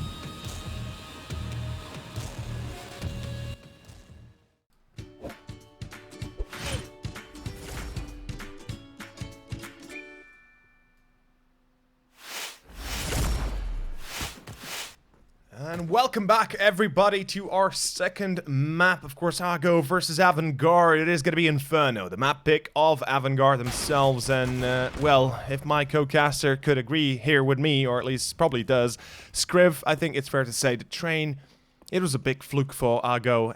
And if they wanted to win the series, in my mind, they needed to win train. Although Inferno could present a different challenge. But then again, if we're realistic, this should be Avant-Garde taking it. Yeah, I think so. There's it's kind of a difficulty because, you know, we looked at both these maps, I would say, and both teams are comfortable on them, are confident on them. It's just kind of the issue where it's like, oh, well, Ago are a little more comfortable on Train than Inferno, and then Avant-Garde are a little more comfortable on Inferno than Train, so you kind of expect it to go that way, right? Like a 1-1 situation after the first two maps, but unfortunately, not only was it, you know, the map going the way of Avant-Garde, it went very decisively the way of Avant-Garde. You know, that 16-8 scoreline was pretty nuts in the end. Indeed. Yeah, to be honest, that CT side from Avant-Garde really, really strong. If they can get started on the CT side once again, they could very quickly steamroll this one out. And they go, sure, you know, again, they do have potential to win Inferno. It's just not as likely, I would say, as you know, as that Train. And like we say, it was probably required because Avant-Garde is something like what, like an 80% win rate, something like that, 87, which is pretty good. It's pretty good. You know, normally we're saying like 50-60% are nice. Having almost a 90% win rate then is pretty nuts. And, you know, we could say, okay, they've only had, what, 4 maps played. If that was the case, then we'd say, okay, 90% might not be realistic. But they have 13 maps played. And out of the 13, 2 lost, 11 won. That's a statistic you can definitely go by in the end. They won against Fnatic, they won against Mouse Sports, they won against NIP, against VP, and then, you know, we can keep on going. There's so many teams they won against on Inferno that you would think that Ago, perhaps their best choice would be to insta-ban Inferno in a scenario like this. Unfortunately, obviously that's just, you know, big ifs, big whats and whatnots, etc, etc.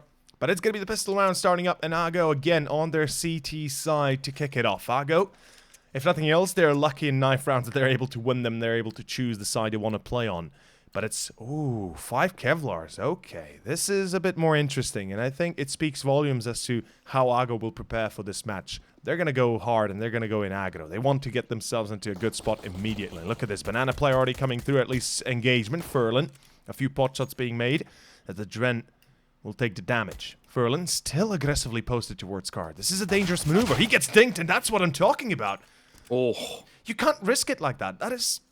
I mean, Furlan, sure, you go for the first peak, right? But then you should be falling back. You should be getting the hell out of there as soon as you miss your timing, or at least soon as you miss your chance.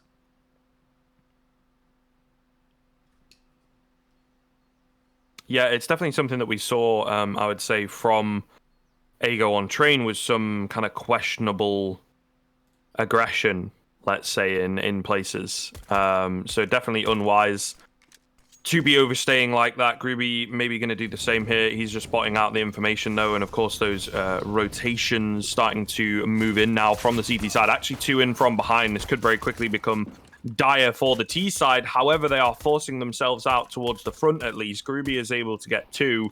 However, he's the only one left. So not really looking too great. It is, again, that early advantage, that early gap close, let's say, that Avangar are able to utilize, and a crisp little headshot from Buster coming in at the end will mean that Avangar are able to secure the pistol pretty easily. Yeah, pretty clean victory, if you can call it that. I have to admit, it was a bit of a weird move from the peak of Furlan, that he lingered on Card, that he lingered in that position, trying his best to try and do some early damage, but in the end, it kind of gives Avangar the early entry they needed. Jame, though, tagged down to 28. It is a bit of a force buy from Ago, so they are able to contend for a potential victory here. If they're able to get at least a kill or 2, Dren will be shut down. There's the AK dropped.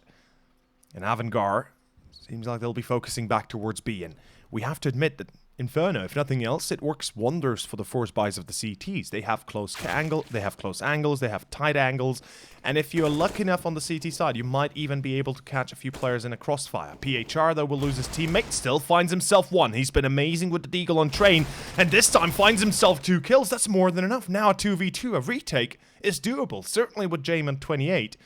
I could see Grubby and Caper retaking this. I mean, they have the Scout, they have the Nade, and the MP9. No defuse kit means that they'll have to make a run for it, but even then, it is doable. Avangar, though, playing this really smart. They know that they have kind of this lack of utility, this lack of control. They're waiting for the CTs to come to them. However, Ego as well, also kind of playing it smart. It's very passive. It's huge mind games at the moment, though. As you can see, there's maybe a slight kind of edge the CTs are a bit unsure of. They actually managed to creep towards A, and we've missed it. Surely not. As this utility comes in now to allow for the bomb plant, it will indeed confirm that it is the B bomb site. And kind of the issue with playing so passive. Oh, okay. Clean little headshot from Caper. He is at least traded back. I was going to say, playing so passive, you leave yourself with little time. But then if the T's move towards you, I guess it makes life easier.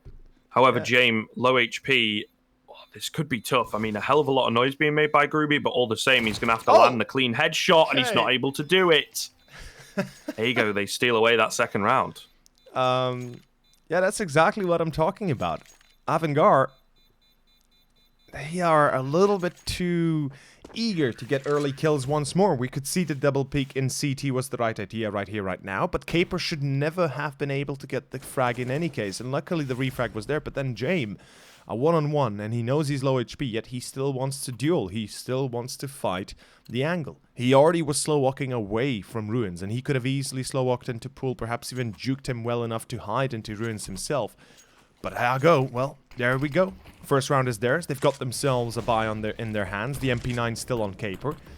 But, okay, there goes James. He finds himself a kill. Sparrow peeking house will be his undoing, and go. They cannot afford to repeat the same mistakes they did in the past, and this time Furlan gonna be caught by Buster. The pop flash works out. Furlan's already behind the corner, but the spray is coming through as Buster is able to connect perfectly. Go. I'm not sure what they can do anymore. It's a 5-on-3, and even though there's 3 Deagles on the side of AVG, they're gonna have to strike together, or at least, in my mind, at this point, just commit to a site, right? Put all 3 players on a single position, or a single site. Hope that the opponent comes to you, and if they do, if AVG would choose to perhaps hit the side they're stacking, they have a high chance of winning. Otherwise, you're just gonna be back into one-on-one duels, and if you don't win those, then that's pretty much the round already gone immediately after. Slowly looking to burst out then. There's going to be nobody around, though. Should be fairly simple. I mean, Gruby is here to, at the very least, get the information in, but gets that information and then wants nothing to do with it. So we are looking at one of those games, folks, where it is the very back and forth starts. Definitely, to kind of be expected, I suppose, with the way that these two teams have been playing initially. It just kind of very aggressive. It can lead to these, really unpredictable starts. And the CT side especially have got to be careful. If their economy breaks first, so to speak, if they're not able to, continue the trend, or at the very least save with the 3 players or more left alive, it could be very difficult for them moving forwards to be on the end of that economic destruction, I suppose. Even into this next round, it's going to be kind of hard to put something together and make it work. So AVG in a relatively good position to extend their lead somewhat. Yeah, at least in a position where they also break Argo economically. That's one thing as well we should mention. And a thing that Argo had issues on train. And in the end, they were able to pull off a 7-8.5 or 8-7 in favor of AVG. But they had a few ecos here in between, and it could still play into this, because we know that CTs do struggle with their economy if they lose too many rounds in a row, or at least if they are unable to salvage those vital rounds like this. They find themselves on ecos, they find themselves on full ecos, either even forces at times, and AVG, well, they're no strangers to abusing that fact. Right now, minute and 10 seconds, a bit of a B presence played out. Buster, the one to trying to bust a nut here and try to get some sort of an entry in. PHR, lucky to be alive. That was almost a headshot. I already saw the dink coming through. Could have happened at any moment. Luckily, that's not the case, but Hago, they're not reading this too well. They don't have the rotation coming in. Nobody even close to the rotation for the B defense. And PHR and CT going to be challenged immediately. Furlan, though, well done, well sprayed down. As he shuts down 2 players, finds the 3rd as well, and Furlan, oh my god, Furlan. Oh boy, MP9 in hand, here comes the hero play, and that's the replay we will be waiting to see. By god, that is certainly a lot better than what we expected. Yeah, huge stuff coming in from him, and again, it's one of those rounds, he's able to run it back, so to speak, and figure out a way to squeeze his team back into the round. The beautiful individual play. It's difficult to rely on round after round, but it is going to be that reset now onto the economy of AVG, really. They do have a bit of loss bonus kind of still stacked up somewhat, but all the same, it's not a great deal of cash coming in, really. And James has a fair amount, but they're just going to go for the deco for the most part. Only Sanji not investing at all. But we'll see. Oh, up on the corner. Spiro lands the tag, but not quite the kill. Again, though, at least it's maybe a bit of early information. Down goes Kika on the other side of the map. Brackets control coming in then on the A side of things, but they're looking to, use the long range of these Deagles to great effect. Unfortunately, no one is peeking them. No one is getting aggressive. Spiro is the only one here. Got to be careful on this reface, although he keeps on going for it. To Dren, who's crept in. Is he going to be ready for this? It looks like he is, but who's going to find the shot? Oh, my goodness. Okay.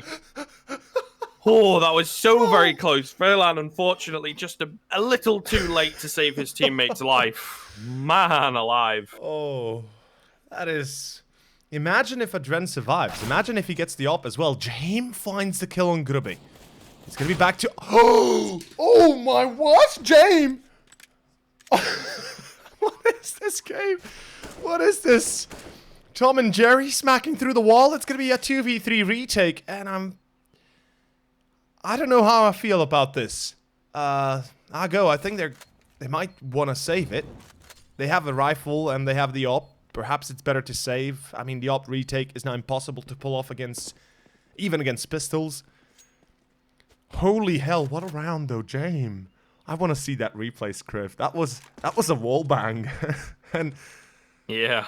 I don't know, man. It's hella spicy stuff coming in.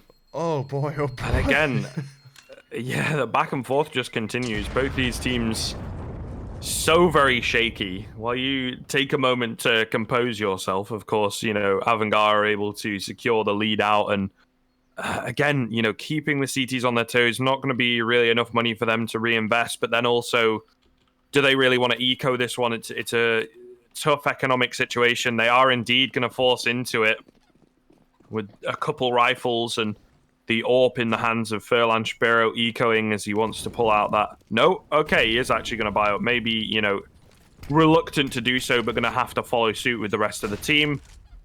And AVG now have a really, really good chance to crush this CT economy and get off to a great start here on the T side.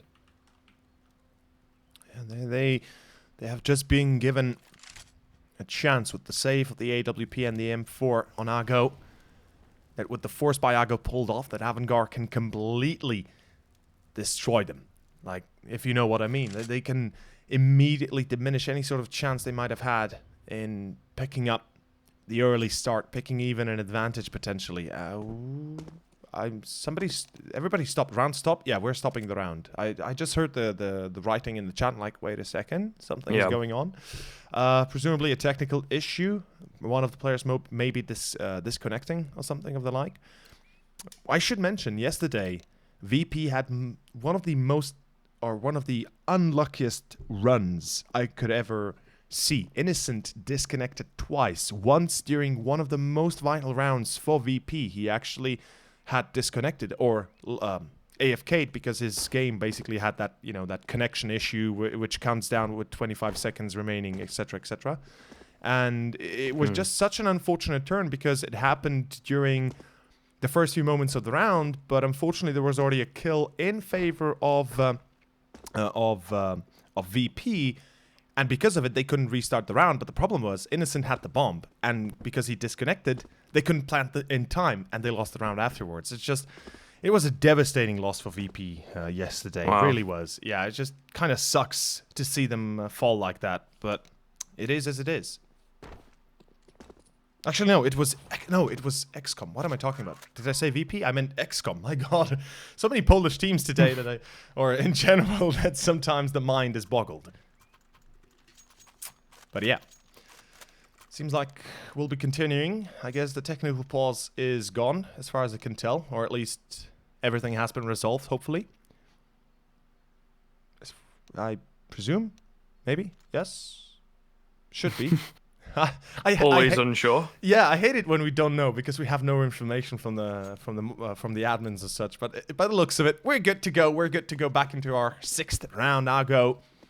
A vital moment for them, as we said. If they lose this, they're completely broken, and AVG will be taking themselves back up to a pretty formidable lead. Furlan, though, peeks banana this time. Oh, not sure if you saw him or not, but Kikert will fall.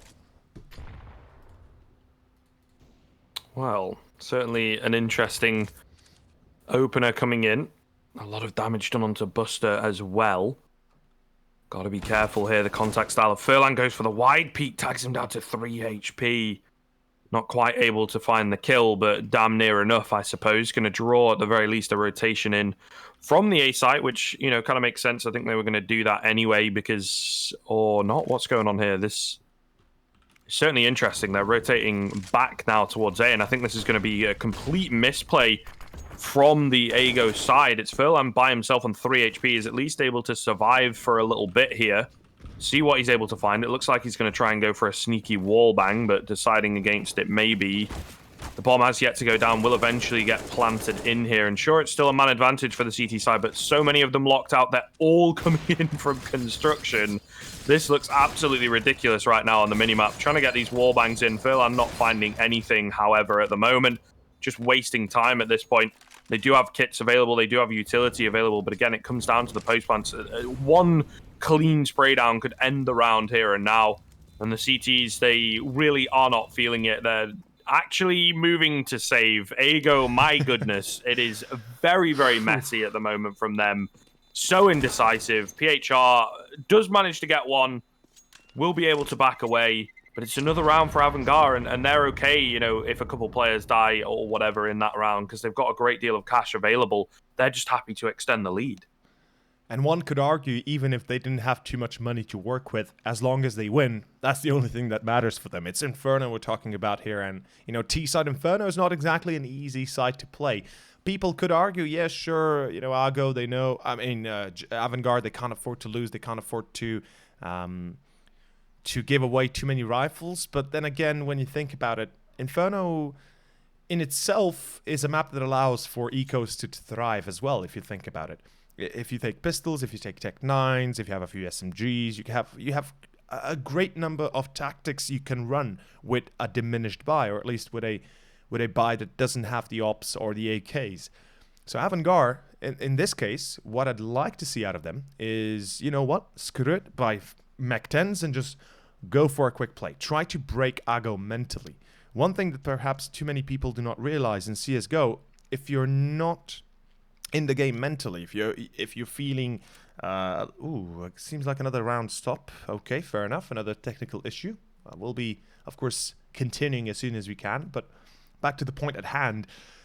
If you are being broken by opponent, if effectively opponent is making fun out of you by buying Mech 10s on gun rounds, or at least on rounds when you know, or they know that you have a buy, it tells you that your opponent is kind of trying to toy with you a little bit. They're having themselves a bit of a party in a way, and they're not really risking anything as well. With only buying Mech 10s, they have a minimum investment going into the rounds themselves, and if they lose it, they don't really care as much, right? They won't feel as affected as they have a bit of a, I guess a bit of a advantage is an understatement. They have a pretty good advantage already. But yeah, Ago, time to shine. It is time to rise the hell up like a phoenix. Otherwise, I think Avangar will just be rickrolling them across.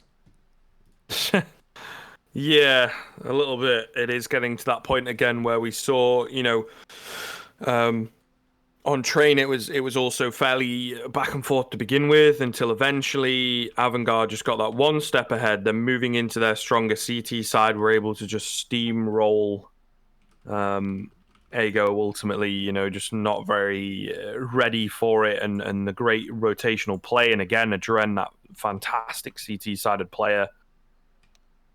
It is looking tough, to say the least, for Ago. I suppose this is nice. Obviously, you know, we want to be getting back into the action, but they will, I think, be thankful for a bit of a cool down period to just kind of chat things over and calm it somewhat before getting back into the action. Yeah. Which it does look maybe like we're going to be getting back into it. The freeze time has ended at the very least, so perhaps one would assume. But then I'm not sure. I don't think the Avangar player is back yet. So, I'm fairly certain that he's not back. There's 2 players missing, as far as I can tell, on Avangar. Yeah, I think so actually. Buster and James. Yeah. Whew. That kind of hurts actually, and I feel for the players of Avangar, because if you think about it, if they lose their momentum, or if they're getting disconnected like this, it certainly breaks their momentum a little bit, and it kind of takes away from the victories you've been able to gather. It kind of takes away from the whole positive vibe you've been able to build up, because this is just a distraction that is really painful. As a player myself, I hate it so much when something goes wrong with the game, or technically speaking, you know, when your PC freezes, when your game freezes, when your internet freezes, whatever happens, it's just, no matter where you are, no matter what game you're playing, usually it hurts. And when you play CS, when you play a professional CS, when you play CS on the level these guys are playing, every time something like this happens, oof, their blood has to boil. Yeah, definitely. It can be a little frustrating. That's always the nature of the online CS, though, the way sometimes it can go. And yeah, it's a little crazy. It's a little crazy. Just to bring in, I suppose, while we got a bit of time, my news app has just let me know. Apparently, France has recorded their hottest day ever. Oh, so Jesus! You know, climate change deniers, boys. I think maybe it's time to start looking into it a bit. Climate change deniers are probably one of the stupidest people on the planet, as well as the people that say the Earth is flat. Let's be honest. And honestly. The one reason we came this far is because so many people, and we're going a little bit political here, or at least, a bit more out of the box here. So many people allow such thinking, such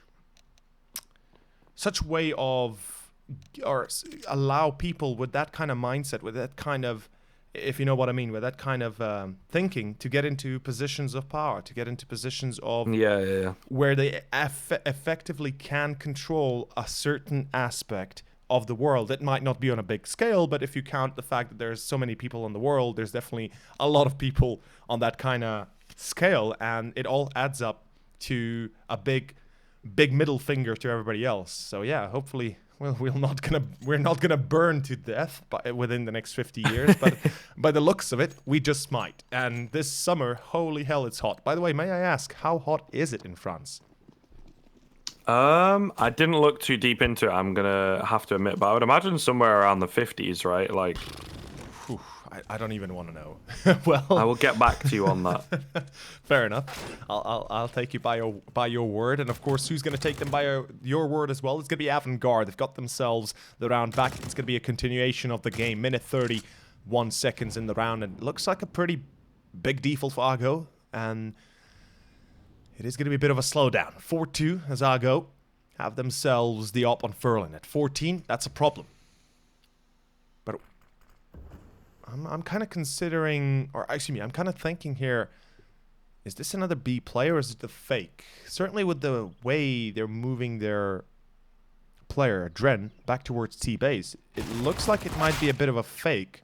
But then again, a minute left, and AVG have yet to make a move.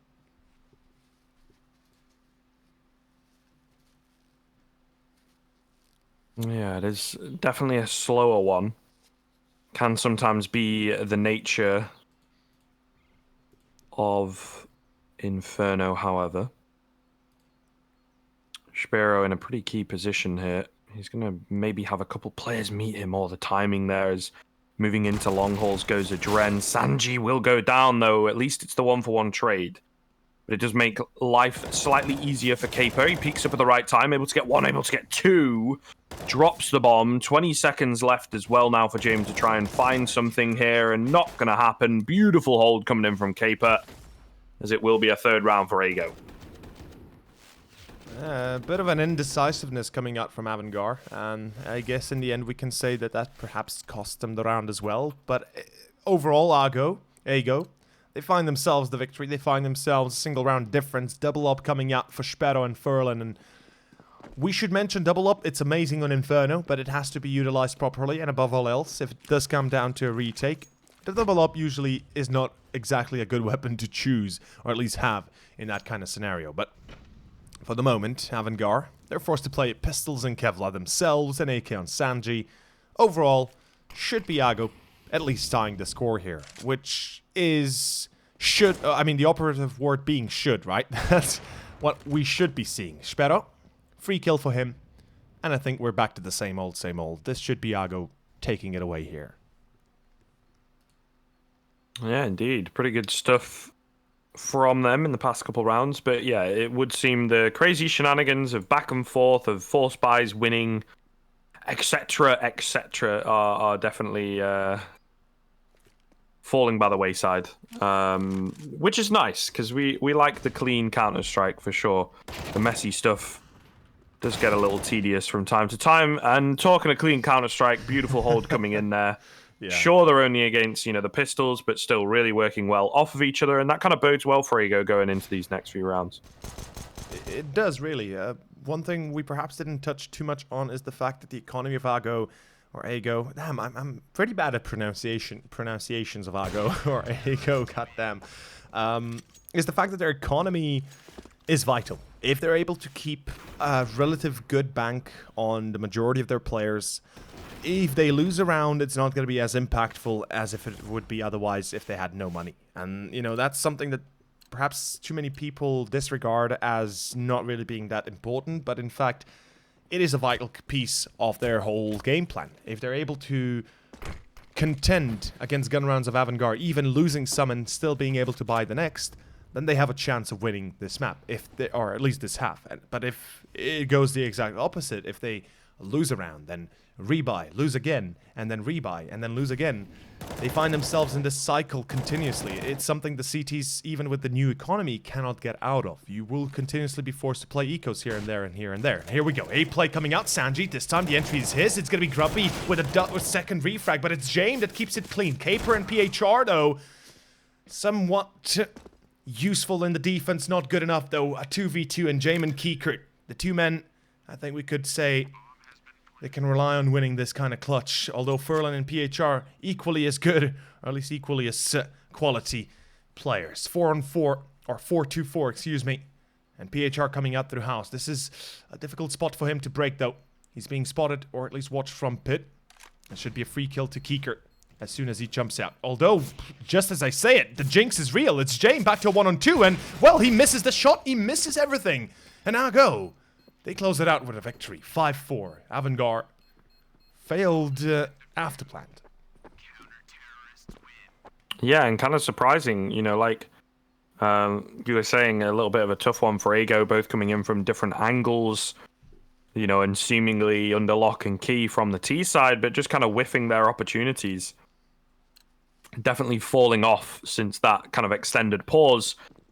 Things have become harder and harder and harder for the Avangard side of things, and they're trying their best to get back into it, but having to go for a bit of a half buy here, or, well, I suppose for the most part, Jame is kind of forced up into it, maybe a bit overzealous with the buy, and also with the push, as he gets tagged down to 56 HP very early on. So it's difficult here. Avangard, maybe this is slightly what we've seen from them recently, and why they've maybe not performed to the same level that we've seen them perform at, is kind of just this very aggressive, very angry kind of play style that can work out. We'll see how it goes in this round, but also, in the next round where everybody else is going to be buying up, James going to be, maybe on a Mac 10 or something. It's really not ideal for sure.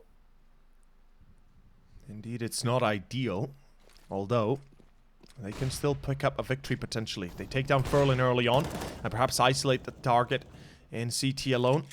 They can make it work, but in the end, it's a good defense start for Ago. They find the first. Oh, Furlan, nice lineup. Takes down Buster as well. The Molotov will prevent the plant any further. And Avangard, as much as they can try, this round is gone. Jame, I'm not sure what the hell he's doing deep in CT pit, even if he has to catch a rotator or a flanker. He's a bit late to the party here. He certainly needs to come and support this offense as soon as possible. The AK and Kiekert so far quiet, just as I say it, finds the first. It's a good start. Sanji, he might be at 36 HP, but this is doable right now. If Jame finds a kill, or if a Kiekert can help him out, then perhaps something can go well yet. But Jame in the end, well, in the end, it's not going to be enough. 6-4 and Avangard finally meeting their match on their own map pick. And what a way to start off the second map even. After losing Train, after losing a map that you're comfortable on. Seems like they at least will be giving us a bit of a better performance for the first half. Yeah, certainly looks that way. A little bit more comfortable on the CT side at the moment, but all the same, they still have kind of far to go. Quick aggression coming in. Furlan going to get burned down. Caper is able to find one, but is traded back. Spiro has got to be careful. Kind of wanted to get aggressive there, unfortunately. Looking to re-aggress a little bit later. I mean, it's certainly interesting. to say the least. But Avangar are able to come out on top of that aggression, and Ago, unfortunately, getting a bit overzealous, a bit too giddy, and it completely backfires. And now they've given across a really, really good chance to the T side to begin to close the gap. Yeah, certainly pulling it together once more, pulling it back into the fold at least, an attempt if nothing else. The patience of Avangar certainly is a virtue, as if a Dren doesn't die here, if he's able to snag a kill on Sperro, even... Oh, there's the free kill. Now Dren has to spring into action, unfortunately a bit too late, and he's going to miss his timing. Back to a 3-on-3, and Avangar, the window is closing. The time window has closed, if you ask me already. And Sperro, well, he re-peeks short at Dren, as if he's not aware of it. Sanji refrags back to a 1-on-2, back to a 1-on-1. 24 seconds, enough time to plant the bomb. Although, PHR is coming in through CT, and Sanji, he's really going to have to make a move for it. Oh, my lord. This is going to be so close, though. 10 seconds, and yeah, he's not going to have enough time. Unfortunately, I don't think he... Yeah, no time. As much as he can try, as much as he wants to try, the round is gone. Sanji, not sure why he went towards B. And I understand. I understand that he perhaps had thought that he had enough time, as well as thinking that the rotation will come through CT. And he wasn't wrong about that, right? But on the other side, you've got about what, 21, 22 seconds when you pick up the bomb. You don't really have enough time to move to B. Just run back A. Screw it. If you meet your match on B or on A, at least you die like a man instead of saving and, well, having no loss bonus whatsoever nor anything else to make up for. 7-4, Avangar back to an eco. Although Jane force buys an AK. Fair enough. Yeah, I don't know. We're seeing this kind of, you know, over the kind of, I want to say past 12 to 18 months creep in. The Russian AK kind of style, where if you can afford an AK, get one regardless of the situation of the rest of your team. And sometimes it can work, sometimes it can. However, you're already a bit behind. You know, the thing is here, Sanji, although saving, getting no loss bonus, isn't too far behind the rest of his team in terms of how much money he actually had available to him. So they'd still be able to kind of buy up into the next round regardless of what happens. But then James, again, kind of forcing down to this AK, it's certainly workable, but it does need him and Sanji to really carry the banner, so to speak. And there's no real option now for James to be going for that AWP. Sure, it's not required on the T side, but it is something that teams like to go for. Either way, moving in towards the B bomb site, it is all going to fall apart by the looks of things. Kika does manage to get the head of one on that retrieved AK in a second as well. So opening up the B bomb site single-handedly, there's a gap in the smoke, however, and it's going to leave Kika all by himself with no real opportunity. He does spot out Sparrow's barrel, but he's going to be peeking into so many players here. Surely not. Oh my goodness. Turns around on the reload. Caper will peek and save the day. The 4K from Kika, but fortunately the patience from the lone CT pays off. And they will get their 8th, but just by the skin of their teeth. What a close round. And Nago, they can be lucky that they keep that one together. Kikert, once he's in that beast mode, once he's on that hunt, it's very hard to stop him, and questionable whether or not Caper would have been able to even win in a duel straight up against Kikert. But luckily enough, it's not the end for Avangard just yet. Kikert, though, there's another entry. There we go. Furlan will fall, and Jane, this time prepared for the peek by Sperro, as he denies the play from top mid. This should be enough here to spring Avangard completely into action towards A. They find themselves a kill on top mid. I believe the second kill was in apps. So right now, unless Avangard have a different game plan in mind, they should be hitting A here. Caper finds one, sprays down the second, as well as Kikert gets headshotted through the body of Jame. Excuse me, Buster, not Jame.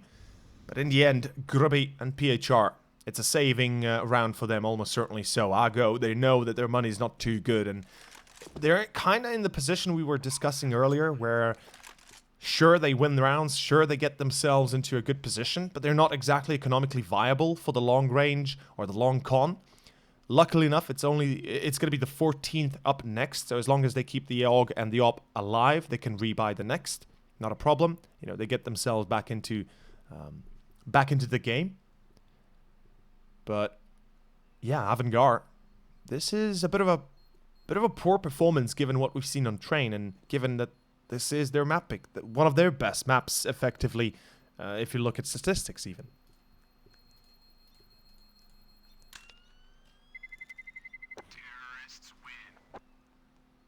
Well, we will see as that half turns over. And the question, of course, is going to be, you know, where have Avangard ended up? Ago looking good, seemingly. You know, as we said, they would be kind of prepared for Inferno ultimately, but not kind of down and out. It's maybe a little bit what you expect. They come into this one disheartened, the morale destroyed, but they do well to kind of bounce back and continue to perform well. It is, again, just a question of how many rounds do Avangard require. We saw how good their CT side was. Sure, it was on train. Inferno not, you know, quite that level of CT sider, but all the same, expecting great things going into the second half. Nice little flash coming in here. There's no one around. Oh, and Furlan is not able to win the fight. At the very least, does a great deal of damage. They're trying to follow it up with some nades here or there on both sides of things, in fact. And a good bit of nade damage coming in onto Furlan. Ultimately, though, it is kind of a slim advantage in favor of that Ago side. For the moment, Ago. They could still win this, but so could Avangard. Top mid control established, and I love the fact Ago is not going aggro here. They're not looking for those kills on mid. It will take apps controlled with Caper on the MP9, although effectively not really going for it on the long con. This setup on A is a bit shaky in my eyes. First of all, long control is okay. Grubby is going to be one repositioning towards Fountain in CT most likely, being the fast rotation towards B if needed. Second of all, I'm kind of concerned about Sperro, and okay, nice tag up. He does drop Buster to 11, as Sanji will be caught by Caper. This is actually really good all of a sudden. With 17 seconds, Sperro might have just bought a ticket to victory for Ago, and yeah, Avangard, they're going to be saving... They're going to be saving 4 rifles, 3 AKs and AWP, fair enough. I mean, it's not a bad choice, but it's certainly not the best of choices. One thing to mention would be the fact that it is all thanks to the tag on Adren and Buster, and of course, the peak of Caper. The timing perfect, and so the round as well. 9-5, Avangard. Struggling a lot more than I thought they would on Inferno.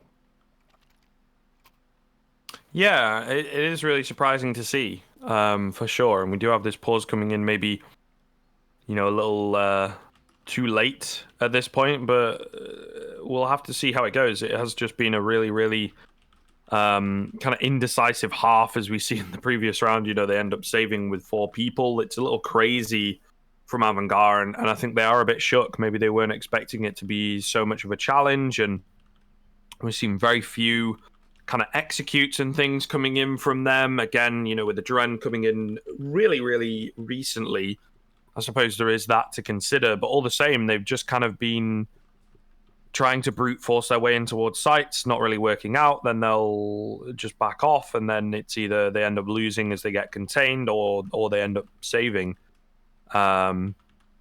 So, yeah, it's really confusing. It's really confusing for sure, and hopefully they can kind of bring it back in this final round. But as we've said, you know, that CT side is still pretty damn good from them, so there is always that, and we would kind of expect them to pick it up on that CT side. But again, Ago kind of rolling on it right now and looking really, really good. If they can continue this momentum going into the second half, who knows? We could end up on that dust too. Indeed we could. I mean, Hako, they're certainly giving us the performance we wanted to see from the get-go, from map 1 and forward. And if we get lucky enough, we just might see Dust 2 indeed. Although, if we do go to Dust 2, then I think we can both safely say it's pretty much open for business for both sides. If Inferno is in fact going to be picked up by Ago, by the looks of it, at least on the CT side, they're doing very well for themselves. Dust 2 is pretty much anyone's game afterwards, or at least anyone's map. But 9-5. Avangard, I have to admit, this is not exactly the worst of results, but it's not exactly a result we kind of anticipated in a way, given they started off so well. If they can close it out 9-6, I guess they at least give themselves a bit of a pat on the back and can say that they've tried, if nothing else. But yeah, I'll go, in my mind, close it out 10-5, and then you have a fair chance of actually winning this map. Afterwards, maybe even the series, if you get lucky enough on Dust 2. Or if you get the same kind of energy and the same kind of quality that you're giving us here on Inferno. In any case, it's the last round, as you said. The 15th is here, and the save wasn't a bad choice. Kiekert, though, the entry again, his, as he takes down Furlan. And I go. Okay, PHR will burn Kiekert alive. Fair enough. That's a bit weird to see, but back to a 4-on-4. Minute and 25 seconds and counting. I go. They seem to have things under control, at least momentarily.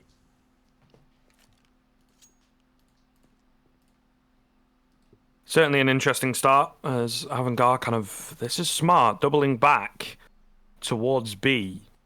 Definitely could catch the CTs off. I mean, they kind of already have done with a rotation coming in onto the A bomb site. Nice little late smoke. PHR is still here to hold things down, though. So that might just be enough. Sparrow is back on the rotation. It's a 3 versus 2 in favor of the CTs. We will see now. It's on those CTs to move in together and make sure, you know, no one gets a bit overzealous, which kind of looks like Sparrow is doing. Fortunately for him, there's no one holding directly into the angles. James just goes flying through. Adren will trade him back.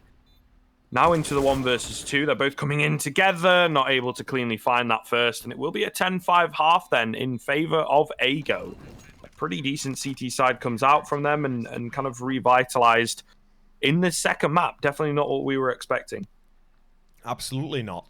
I kind of, in a way, also thought that we might just see, you know, AVG resurging back into the last few of the first half. But in the end, a very successful ending nonetheless for Argo. And actually, not off topic as much as it is still within the realm of esports, but Argo and XCOM have actually joined forces. I open up HLTV right now, just, you know, for the fun of it, and I see Argo merge with XCOM. I'm kind of baffled by that, but fair enough. In the end, I guess that's how it goes. I mean, okay. Fair enough. That's how it goes. 10-5, gentlemen. First half is done. We'll be back after a short break with the second pistol, and we'll see if Argo can keep up this quality or not. No commercial? Classic. We're always the last ones to find out. There we go. We'll be right back. Oh, hey.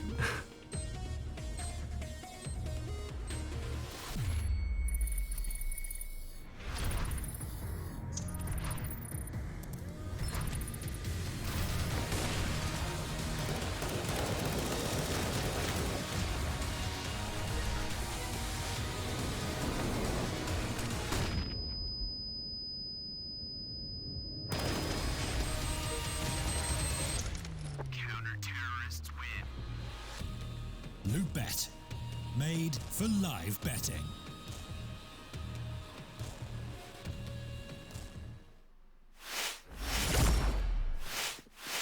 Welcome back. Pistol is live already. We're a bit late to the party, but we're back if nothing else.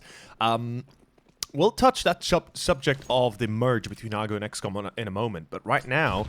Oh, great nade. Down mid push as well. AVG, they're taking a bit of an aggressive stance. This pistol, though, doesn't start off too well. Grubby and Sparrow find themselves too, although Adren refrags. It is still PHR that keeps it at the 3-on-2, and PHR, well, he finds himself another kill. Jame, 1-on-2, no chance when he gets dinked like that. And it's going to be 11-5. What a way to end it up.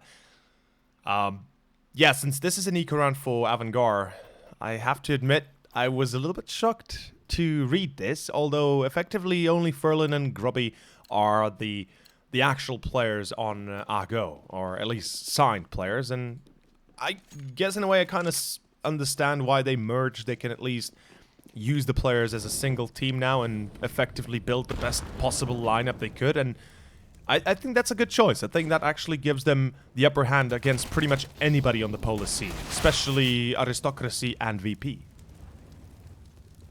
Yeah, definitely. You know, they're a team, they're a region, I should say, that needs a bit of a kick up the backside, really, as we say in the UK. They need something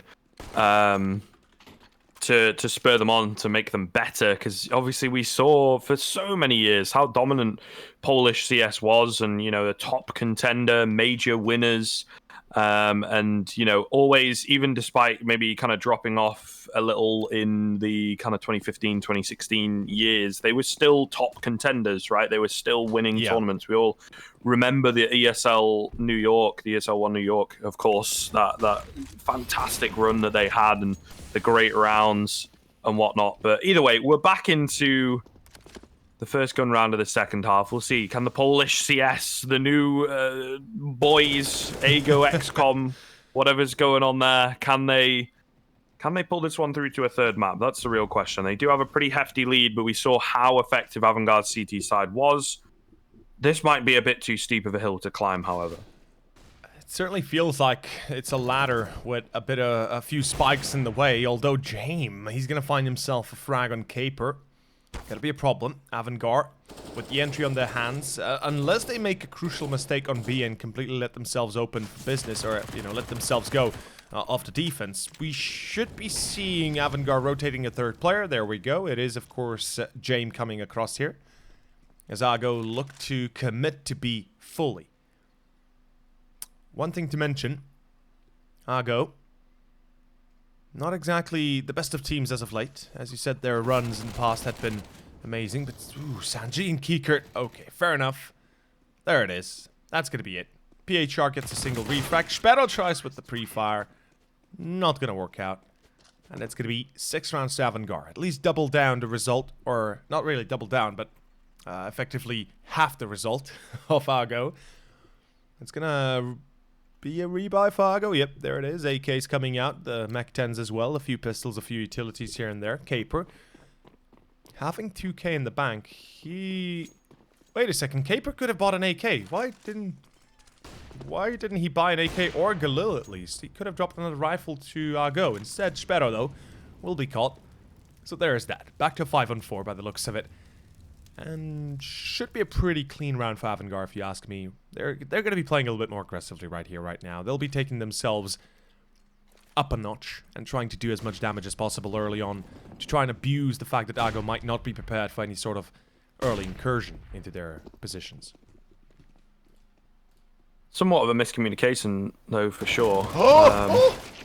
Oh, the double, not quite all three. Ooh. Not quite all three from a Dren, but damn near enough. 6 HP left on Furlan. I think that pretty much is going to be all she wrote. Yeah, we can count the that 2 AKs left in play, I guess. But I don't really think there's that much that AGO can do here. Yeah, no hope of victory, at least not in my mind. They get onto site at least. There's that. The plant actually going to come down as well. James misses a shot on Furlan. This gives away his position and could complicate matters for Avantgarde, especially if Furlan doesn't get shut down. But just as I say it, obviously he's going to fall, and in the end, Kikert comes across with the final frag. Avantgarde able to salvage a pretty vital round for themselves, and given this was a force buy by AGO, we should be seeing a full eco, or at least pistols and Kevlar, if nothing else. Yeah, look at this replay, though. This double spray down. Holy heck.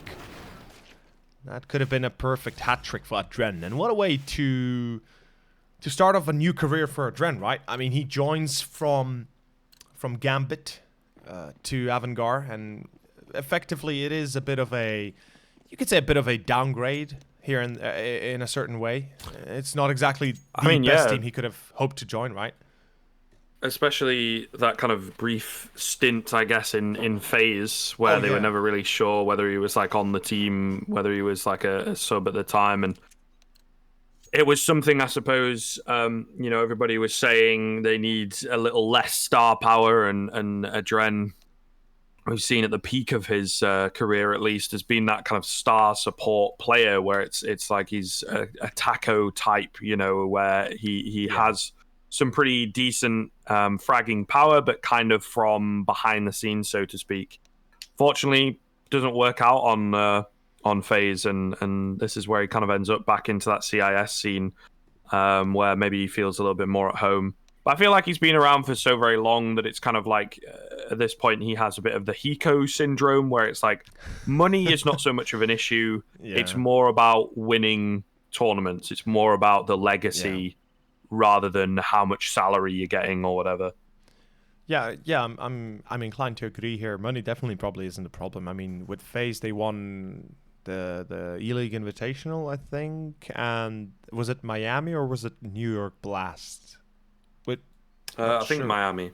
It was Miami, right? Yeah, like 2 months. Yeah, was it Miami? Okay, never mind. I'm not sure about that. I know it was Blast. That's all I know. But effectively, yeah, as you said, Hiko kind of, falling under the radar as well. And I certainly would have hoped to see more out of him and Adren as well. Joining into AVG. Perhaps he's hoping that he can build this squad with a little bit of his experience, with a little bit of his added spiciness, I guess, in a way, and perhaps build it back into what AVG used to be. Because if you think back to AVG's golden days, and it sounds weird when I say golden days, but they were really running amok for the longest of times. They had a pretty damn good tournament run back in 2018. They lost Epicenter. They were like 4th or 5th, I think. But still, I mean, their performance in the past had been pretty cool, pretty amazing. And it was fun to see a non-Navi team get out there and really show what they're capable of doing, or a non-Vega or non-Hellraisers team kind of get out there and just bring it their best. So maybe the addition of Adren will give them hope yet. But in any case, we are diverting from the fact that it's another technical issue coming out for one or the other team. I presume it's probably again for AVG. I'd have to guess in a way. But yeah, no information for us yet, guys. Don't worry. We don't know what's happening as well. The game just stops once more.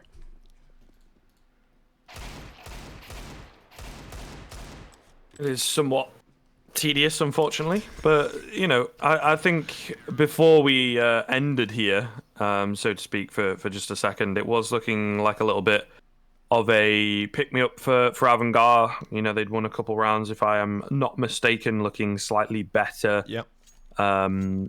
Towards the end of the play that we knew, and it does sound, hearing some ticks here. This is generally good, right? That they are chatting and hopefully getting back into the action. And it does appear we've got everybody in on both sides, so I would assume whatever it is that we're waiting for is not like, a player or whatever. It's not massive, so to speak. But yeah, I don't know. We'll see. Again, this could be a bit of a momentum slowdown for AVG once again, which is not ideal. We really do want them to be getting back into the swing of things and using that momentum that they picked up in the past few rounds to string a few more together. Yeah, I mean, we have to be honest here. The CT side, the same rules apply to AVG as they did to AGO. Lose a few vital rounds, let's say the gun round, or in a way, if you lose the pistol, you lose the first gun round. If you do lose that, and then it's going to be another eco, and then the real buy, the one where you can have the ops, where you can have the full utility. That's the one round that's going to be changing everything. And a few vital moments here and there, and AVG could be facing the music of the 15th for AGO. But as you said, they have to string it in a row. They have to string a few victories here, subsequently getting themselves onto a good economic standing. Even if they drop around there here or two here and there, they're able to rebuy, they're able to reinvest, get themselves back on the horse, if you will.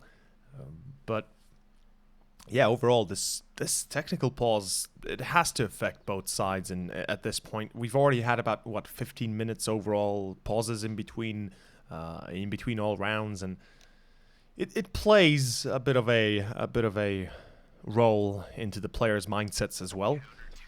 By the way, we got an information from the admin. Apparently, there's an issue with the internet of one of the players, probably having a lot of loss rate or something. I'm not sure. Hopefully, that's going to be resolved ASAP. But there we go, the disconnection coming through. Oof, AVG. I pray they're able to solve this, because it does affect the team. I'm fairly certain if we'd have a chance to ask either James or, well, I guess the team captain James in this case, how does it affect, or does it affect? I'm thinking he's probably pretty mad about this, and he's not mad at the players, but he's mad at the fact that they're not able to play normally. And now 4 players have disconnected. Kiekert, last guy alive. He's like, guys, I'm using LTE. I'm using mobile internet. You should do too. I don't know, dude. It's falling apart, isn't it, a little? And it does suck because, you know, there is maybe an argument to be made that sometimes players do kind of take the mick, but you definitely have to be sympathetic, I suppose, to Avangard, because ultimately, again, you know, they were getting that momentum. It would just be a bit of a shoot yourself in the foot moment if they were like, oh, TeamSpeak issue, and then just, you know, waiting like 20 minutes or whatever before they actually did anything. So it definitely does seem that they've got something genuine going on. Hopefully things will be sorted soon, though. It's definitely a sad time all round, really. They want to be playing, they want to be getting back into the action and fighting, you know, to stay alive. We want to be watching it. I don't know, man. It's just a bit all over, really.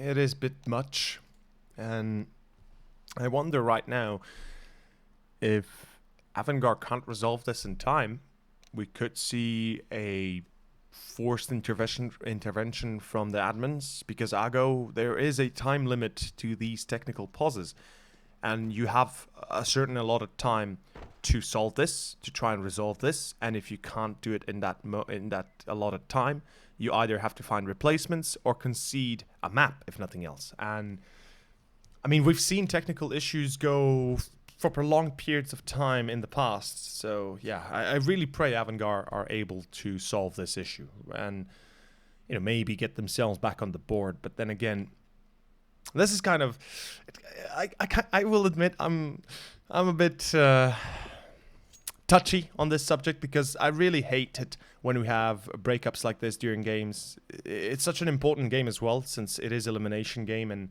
you know, one or the other team will have to say their goodbyes. And it might not be the major, it might not be one of the most prestigious events on the world, but it's certainly an event that both of these two teams wish to have a chance of winning, or if nothing else, they wish to get themselves onto good standing in the event itself and go for that 30,000 prize pool, or at least try to get there. In any case, we'll have to wait a few seconds longer. Sanji at least reconnecting, which is a bit of a good start, if nothing else. Again, oh, Daston? That's probably the coach, I presume? Yeah, I think so. Ah, well. I think so. We're getting there. It's the long slog. Yeah, it is. You know, of course. I got that information, by the way. It was 44.3 degrees in France for their record hottest day, which is mental. That is crazy. I don't think, you know, at least the time, I'm not even sure England's made it above 40, but the highest I've ever experienced in this country is like maybe 32 degrees, something like that. We had a few summers ago. Only? Yeah, it doesn't get that hot, really. Fair it enough. might feel a bit hotter, to be fair. One of them where it's like, you know, yeah, on the feels sun. hotter because there's no breeze, and yeah, when you're outside in the sun. Well, lucky you, man. I better not start saying how much fire we're getting here. It's literally somebody's pouring gasoline on our heads and just putting us out in the sun, literally. Yesterday we had 39 degrees Celsius, or 38 point something. It felt like 40 on the sun. Today it was announced it's going to reach 40 or above. So, you know, there's that. Again. Pretty crazy, isn't it? Pretty crazy. Honestly. Yeah. The worst thing is, though, I mean, we've been experiencing, at least through the summer, temperatures up to 41, 42 degrees in the past. But apparently this year it's going to reach an all-time high. It's going to reach an all-time high, I guess, in a way. And I'm just afraid it's going to reach those, as you said, 44, 45 degrees. That effectively becomes, you can't even go outside. I have to be down in the cellar, just hiding behind a thick blanket of cold ice, something, because otherwise you just might melt on the way to the store even. And the worst part for me is when it's midnight, it's still 30 degrees outside. That's like, oh man, you can't even sleep normally. Yeah, I think that's the worst bit, like sleeping when it's all like you just can't. It's just really not nice. Melting into the bed, and you can feel quite every literally, inch honestly. of it. Yeah, it's just man, and I do live in a house, so it's a bit colder than usually an apartment or a block or something like that. But we don't have an AC, and that kind of sucks. Yeah, not ideal. Yeah. Oh well. They are actually, funny enough, they did announce it's gonna be some heavy storms, some heavy downpours coming up this weekend or at the start of the next week. If that happens, I'm just afraid we're gonna have more hail, and hail is usually the killer of all things, because I don't know if you've ever or if you've heard of it, but there was a devastating hailstorm last year or just 2 years ago that destroyed about 70 to 80% of the crops of Slovenia, and Austria had a lot of issues as well. And this year, actually, there's already been a hailstorm in Austria and Slovenia, and luckily we got a little bit lucky in that case. We didn't get the worst end of it, but Austria got hail so big that it broke car windows. It literally dented entire car roofs and destroyed the windshields and everything. It's just such a crazy storm. Yeah, so definitely the climate change is already up in here. Yeah, that's pretty mental, especially when you're around in the kind of the summertime. You don't really expect it so much, but yeah, just that shift. But boys, no more filling required. Hopefully, I think all the guys are back in. Is this DBZ? So hopefully we Kai should get edition? the match medic going. Yeah, please. No more filler, please. Are we ready? Are we back into it? We're out here talking about the weather, which is very British of you. That's all we do, like 90% of the time. Talk about the weather. It is our go-to. When you're at the shop Topic. Or whatever, you're buying something. Yeah. You're like, well, weather's nice today, or most of the time it's weather's not so good. But yeah. Funny enough, I have a bit of an anecdote. When I was last in London, I was working for Gfinity, and we went to London about 5 times in a matter of a year. And we spent there, let's say, between 4 to 5 days. And funnily enough, out of the 5 times I was in London, there was a single moment where there was rain. And I'm not sure if you're familiar with the Olympic Park of Queen Elizabeth. It's like where the Olympics were held in London and all. Right, yeah. Yeah, and outside, sunny, hot, just melting away because of the heat. And all of a sudden, black skies and rain and raining for like 10 minutes. It's crazy. And then 10 minutes after, back to the sun. It's like, what the hell is going on? And that was my experience with British weather. But back to the game, apparently. We're live, Scrib. Thank God. And Jane, well, he's already going to be starting pretty lively. He finds himself a tag on Caper. And it's back to a pretty good start for AVG. Indeed, we were talking about this momentum that they had built up, obviously now being slowed way down. However, as we return back into things, it does appear Ago going to be going for this kind of half-buy scenario, if you could even call it that. For the most part, a deco. We do, of course, though, have that one AK in play. Caper swapping it into the hands of the only other player with Armor Ruby, looking to try and find an opening with it. All grouped up here, all playing around each other, and certainly could work out. However, the positioning here from the CTs is pretty damn good. The 2-man pit play, nice little 1D onto a Dren, though, as he's caught in somewhat of a questionable angle, have to be honest. James, however, holding things down on the cross here. He's able to pick up 2. Sanji, meanwhile, gets the double spray down. The nade as well in the back end to take down Caper. A beautiful 3K coming in from him. And it will be an 8th for AVG. So damage control there by the 2 A players and a pretty flawless one. However, this is kind of, the true test of them, whether they are able to get past this buy or not and really start closing the gap. We might start to believe after this one, but Ego, it's a really good chance for them to take us to the third map off the back of this. So a really, really key swing round. Indeed it is. Also not just a swing round as a whole, but the economy is the one thing that's going to start to dwindle for Argo. Without a plant, they themselves will be forced onto an eco if they lose this. The loss bonus might be high, but it's not going to be getting any better above a certain point. Sanji and House going to lose the duel. Caper, nice entry now. Caper goes for the refrag. It's James holding up though, and he's able to keep it at a 4-on-4.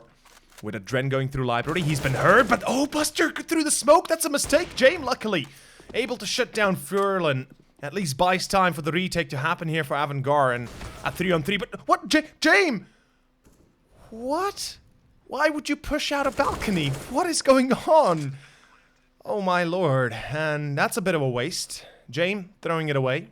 I'm gonna call it outright. I do not like to sugarcoat things, and certainly James could have played it better there. For some reason, he pushes out to balcony, dies, and that's the end of the round right there and then. Keycurt should be looking to save the AK. End of story. They have enough to rebuy the next, but I am certain that if James survives and he buys time for the rest of the team of his teammates to get across through long, perhaps get embedded into either short or long itself, we could see a retake and even a victory for Avangar. Instead, Argo, well, drawing ever closer to that Dust 2 and our third and final map of the day. Yeah, certainly an interesting one. Again, some questionable decision-making from both sides. They also kind of misread the fact that they thought maybe, you know, he's peeking out balcony because he thought they were, like, moving towards B, but surely he must have heard them. But then the rotations would go... I don't know. Yeah. Maybe a bit too much talking going on. Yeah. From the Avangar side, and just kind of overthinking things. They will have money to buy back up into this one. Going to be going for a double AWP setup. Buster not quite able to land the flick. Damn near close enough though, to be fair. But of course, Close is not quite going to cut it in this situation. They know that he's in there. The double nades come flying in, and Spiro just does not react. Unfortunately, hoping that it wasn't a double nade play, but it was. You know, that Logs position is pretty dangerous to be sat in at the start of the round. Yeah. You kind of have to move yourself in after the utility has been expended, I suppose, and yeah, you will end up paying the ultimate price. It's now an advantage for Avangar. And James is ready for the peak. He finds the first furl and falls. Dren holding the line, only good for the one, but that should be enough. Grubby Caper. They're going to be trying to break A site through short and apps, and unfortunately for Caper, Sanji is on a bit of an off angle, watching through Bicycle as Keycurt shuts down the last man standing. And a relative clean round for Avangar. Apart from the fact that Dren falls, this is a very, very important round for Avangar. We've continuously been talking about economy, and it's fair to say that Avangar themselves were in a bit of a pickle, if you can say that. And even then, they are still in a similar position. Their money not really that high, not that good. And Argo, I love the decision here with a few MAC-10s and the pistols. They'll be going in fast, they'll be going in hot. They'll try to do as much damage as possible early on. And I do presume they'll be jumping out of apps. That's usually what you see with buys like this. And it's not a bad choice, really. One thing I do hate, though, is when you see full buys jumping through balcony apps. That's one thing I really, really dislike. Yeah, for sure. It is kind of a very risky type play to go for. Buster going to get the early pick here. Oh, rings off a shot, not quite able to take down Spiro. Sanji as well, only good for one. Adren is going to have to hold things down here. Nice to see him playing it safe, though, and just waiting for his teammates. We have seen him in a couple of these rounds get caught off in some interesting angles, you know, taking a bit too aggressive of a stance. Spiro holding down mid. Oh, spots just the tip of that barrel. That is harsh for Jay. I'm going to start to creep round and indeed gets taken down. A difficult one. Oh. And Spiro doing all the work right now. Pulling this one back for Ego. It was looking good for Avangar, but it would appear not going to be the case. And off the back of a half buy, ultimately, it looks like they are going to be taking this. Oh, Keycurt, though. Beautiful stuff. Going to look to creep in. Oh, Keycurt. Keycurt. That's all he needs to find. He's surely got time. No way, you gotta be joking me. Surely got time. He has the time. Spiro coming in. Oh my God, goodness. He gets it, but it's... It is not fast enough. No, Sparrow! He kills him directly on the, literally on the same millisecond as the defuse comes through. Avangar, they lose the player, but they win the round. And Ago, oh boy, Kiekert, definitely the MVP there, and that's one way to salvage this map, if you can put it like that. Sparrow, he's ready for the push through mid. James needs to be very careful, as Avangar are just a single round away from being completely destroyed. I mean, they lose this round, they have no money. They can't really do anything besides just drop Ago to or give Ago their 15th. In any case, though, what a clutch, man. What a clutch.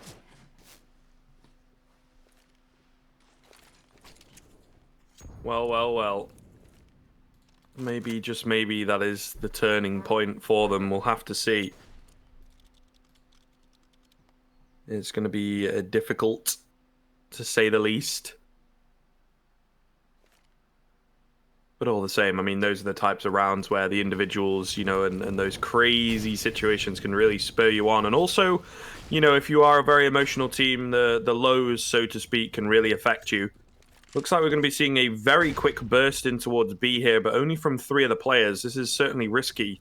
I think they're trying to fake the fact that, you know, they're going towards A, trying to keep all the CTs at A. Not really going to work out. The rest of the team's coming in, but Buster is picking up all the frags right now.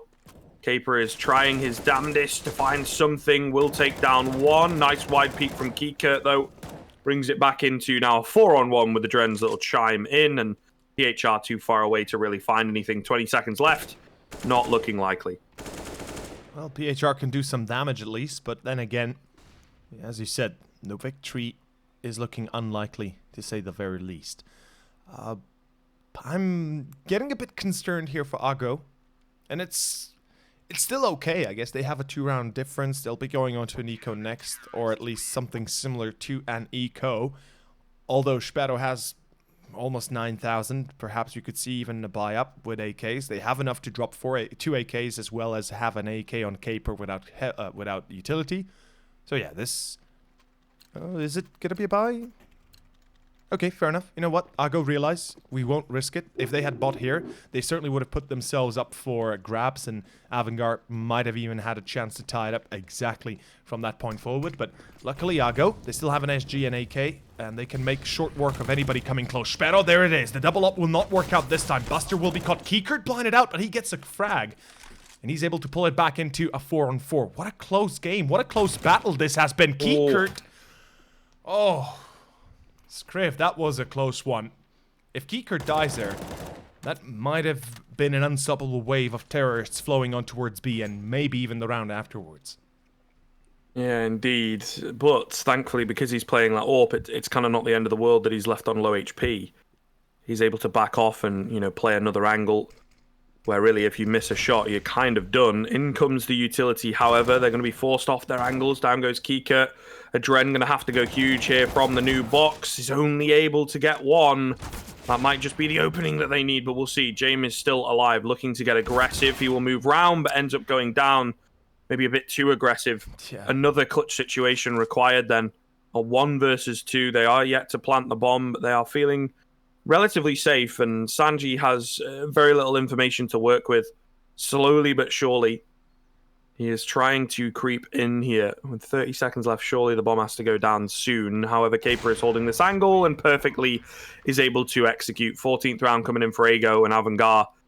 That gap, it spreads once again, and after a relatively good start, that B hold just kind of fell apart completely. Neither of them able to find a kill, and it will be Ago capitalizing.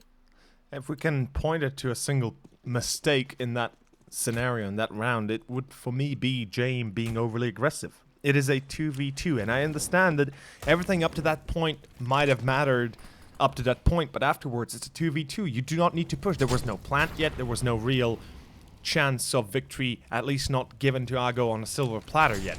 And that's the problem I'm seeing here. Avangar, they're making a few mistakes they usually do not make, or at least when they play on their right game, I guess, they don't make those plays. Kiekert, down to 7. Buster, what a smart move getting in closer. Furlan, I'm fairly certain he heard him, or at least spotted him a little bit. Yes, he did, and there it is. Free kill, as Kiekert is on 7. I'm afraid to say it, but I think this could be it. I think this is where Avangard will have to concede their second map, their map pick Inferno. As Zago, I mean, they're slowly encroaching onto this, and they've succeeded where we said they have to succeed if they wish to close it out successful, or with a good ending. With 14 on the board, with the broken economy for Avangard, broken arrow. Zago, unless they royally screw themselves over here and not check flowers and not check anything at all, they shouldn't be getting the victory. Kiekert, first box at Dren Flowers. James, nice timing. My god, what a timing to be had. Furlan, though, finds the second refrag as Adren misses his shots, misses his chance. James will fall. That's it, Sanji. That's the end. No money left for Avangard. This is going to be map 2 done. There is no doubt about it in my eyes anymore. Zago, unless they somehow throw away all their rifles and try to knife Avangard 4 rounds in a row, this should be 16-11. It's going to need the crazy hero play somewhere, you know, and then a real mess up, let's say, from Ego coming in. And it's just not looking likely. They're looking really clean. And again, they are kind of the team this time around that are one step ahead of things, which surprising to see, you know, not what we were thinking was going to happen. It's a really good map for Avangard. I guess moving Adren in again, you know, does make that difference. And I have to say, to be fair, he's not been performing to the level that maybe we'd expect against opponents like this. I mean, up at 15 frags, but definitely seems to have, you know, dropped off and missing some easy kind of opportunities here on the CT half of things. Yeah. And yeah, this buy is really not going to be great. It's going to be so tough for Avangard to find this round. And then they have kind of 3 more in a row that's required. So it's a really difficult road ahead for sure. Indeed, it is a difficult road. And Sperro, when did you last see an opera rushing banana, my friend? I will have to admit, I have yet to recall that kind of scenario. Oh my, Sperro.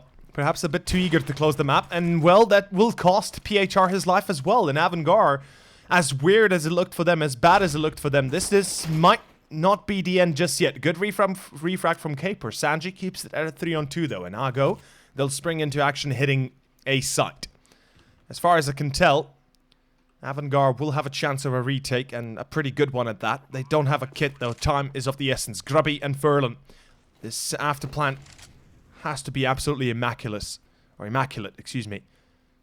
Unless they wish to drop another round to Avangard. But as we said, still, Avangard, they're in such a poor position that unless Zago literally give it on a silver platter back to them, this should be the ending right here. Furlan still not dead somehow. Where's the refrag? Sanji, James, nobody really doing anything at all. They're a bit too slow to the party. There's not enough time. That's it. That's the game. There is not enough time anymore. That is 16-11. End of story. No matter if they get the kills or not. It is Zago winning this second map. They're pulling us onto Dust 2 script.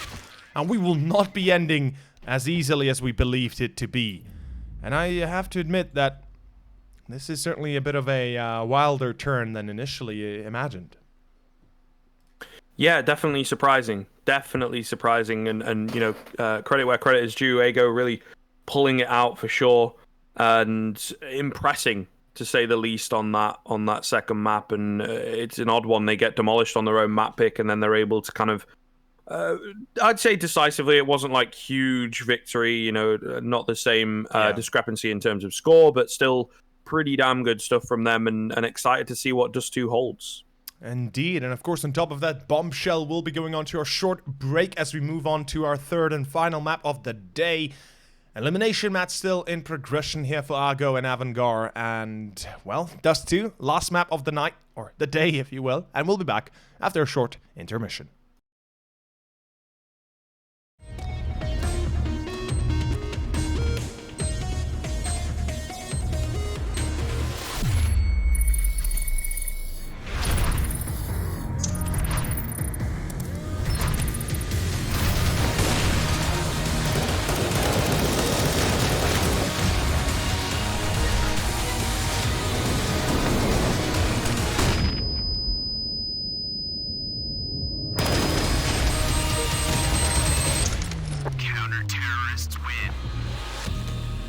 GG.BET. Made for live betting.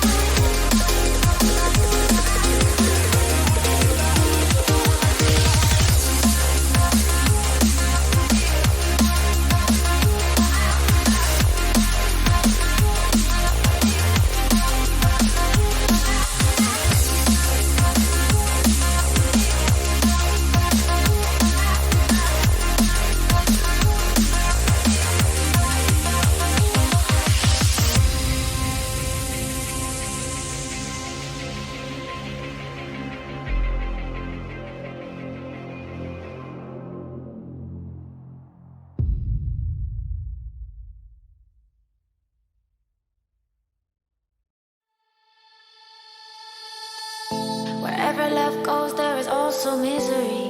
It's no mystery. And you and I, we got history, yeah.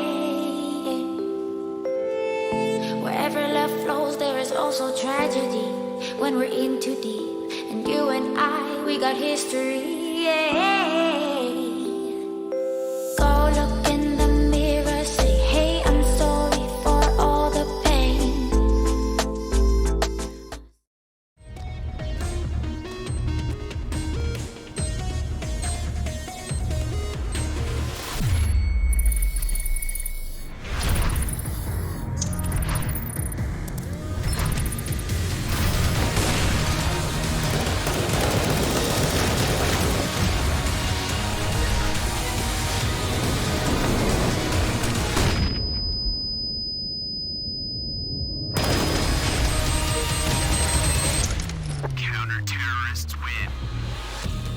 GG.BET. Made for live betting.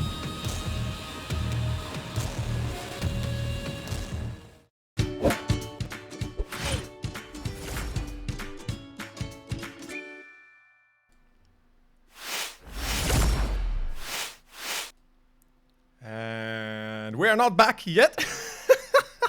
I was like, okay. Oh, here we go. Okay, gentlemen, welcome back to the UCC Summer Smash. It is our third and final map of the day. Ago versus AVG. It is elimination, best of 3 series, and of course, I'm not alone in this endeavor. I'm casting it alongside Skriv, and I've had a splendid time so far. I hope you, Skriv, have had the equal splendid time. But Dust2, oof, this is gonna rotten our time. Yeah, maybe it's a bit of a messy one. It has been pretty fun up until this point, but you know, just to obviously people, I think alongside Vertigo, from a spectator standpoint, it can be very hard to follow. But like I say, it has been a pretty exciting one. AVG taking the pick of Ago 16-8, and then Ago taking the pick of AVG 16-11. So some pretty surprising, you know, turn of affairs coming in. As we get into this knife round, arguably the least impactful knife round of the 3 maps so far. Maybe a little bit more T-sided here on Dust2, but ultimately it doesn't make too much of a difference. But this is a map where, you know, those individuals can really come alive, that momentum can really help you out. So let's hope for AVG's sake they have sorted all the technical issues that they ran into on that Inferno. But yeah, ultimately, I don't know. We'll see. I think AVG kind of do have the stronger fraggers, at least the ceiling that they have available, but Ago riding on a high really got that momentum going, and starting off on this T side could be very, very good for them.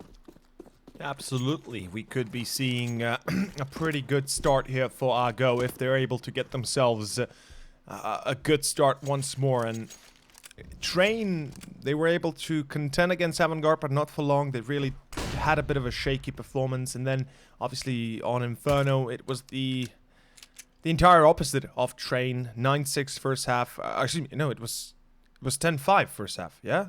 No, 9-6. Okay, I'm not sure anymore.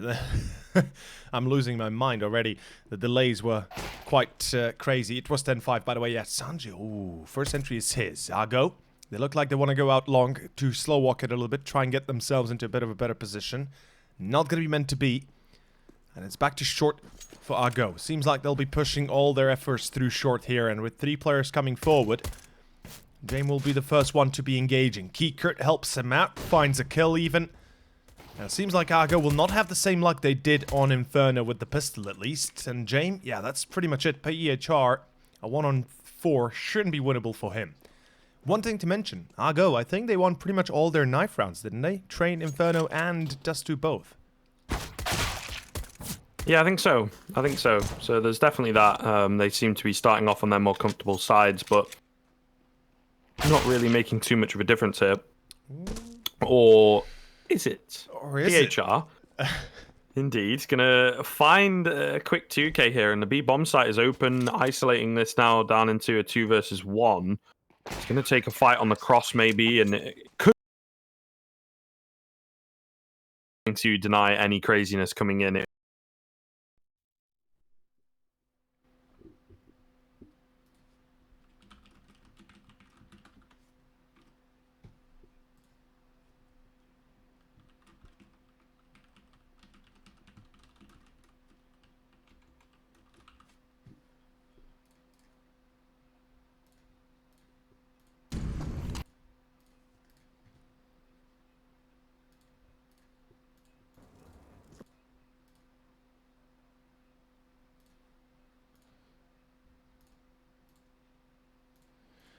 It should be an easy second indeed, although we're waiting to see how it plays off. Kiekert, oof, he finds himself 2.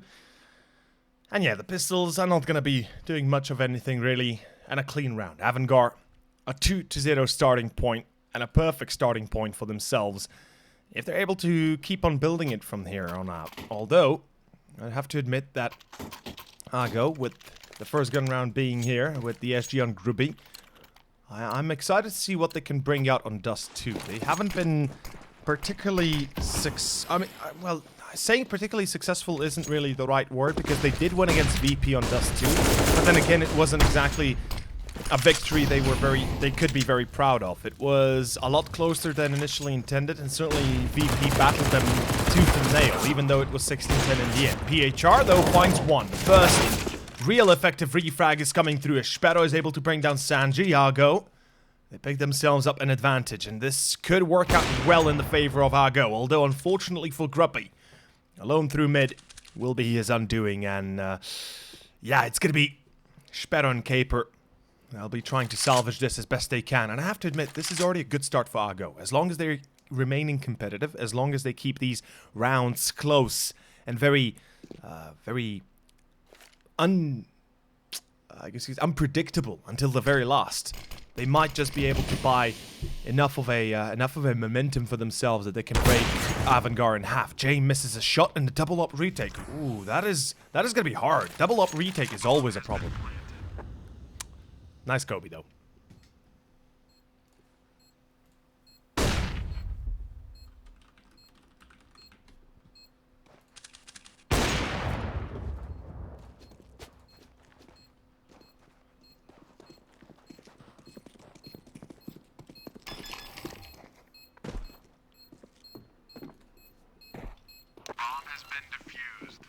Counter-terrorists win.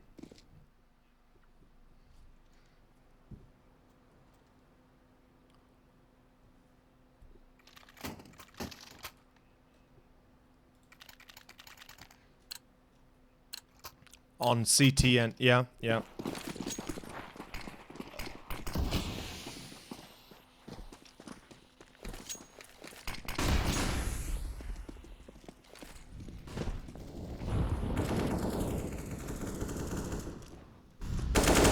and reminiscing about our well, season 1 of LootBet, we can also say they won against Windstrike when Windstrike was still a pretty confident, a pretty competitive team as a whole. Back in March, you know, Windstrike, if you ask me, if they had had a bit of a lucky break, if they had a bit of a luckier way of dealing with things, we could have seen a different Windstrike today. Unfortunately, they did go down the low road, and they ended up effectively being one of the worst Tier 2, Tier 3 teams currently on the market.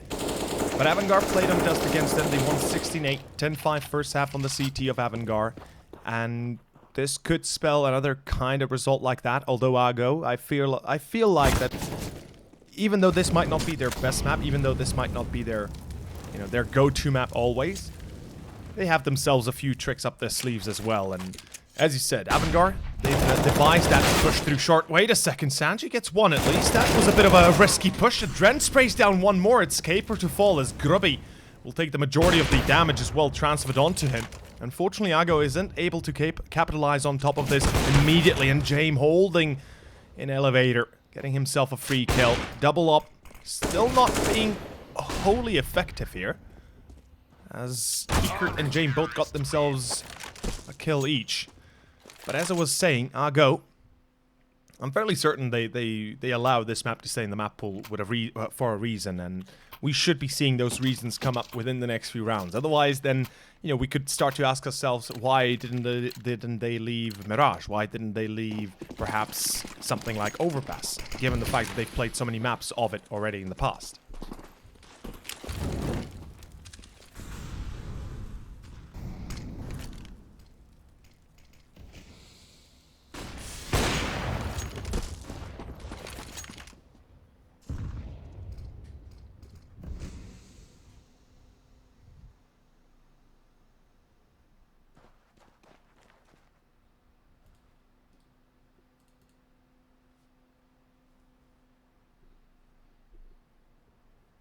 Yeah.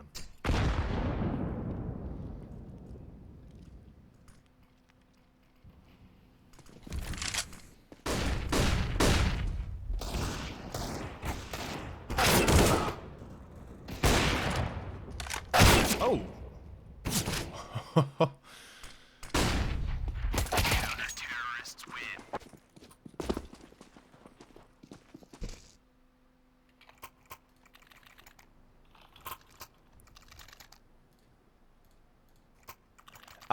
Apparently, by the way, there's an issue with the stream. They can only hear me. I've just noticed that. That is weird. You know what?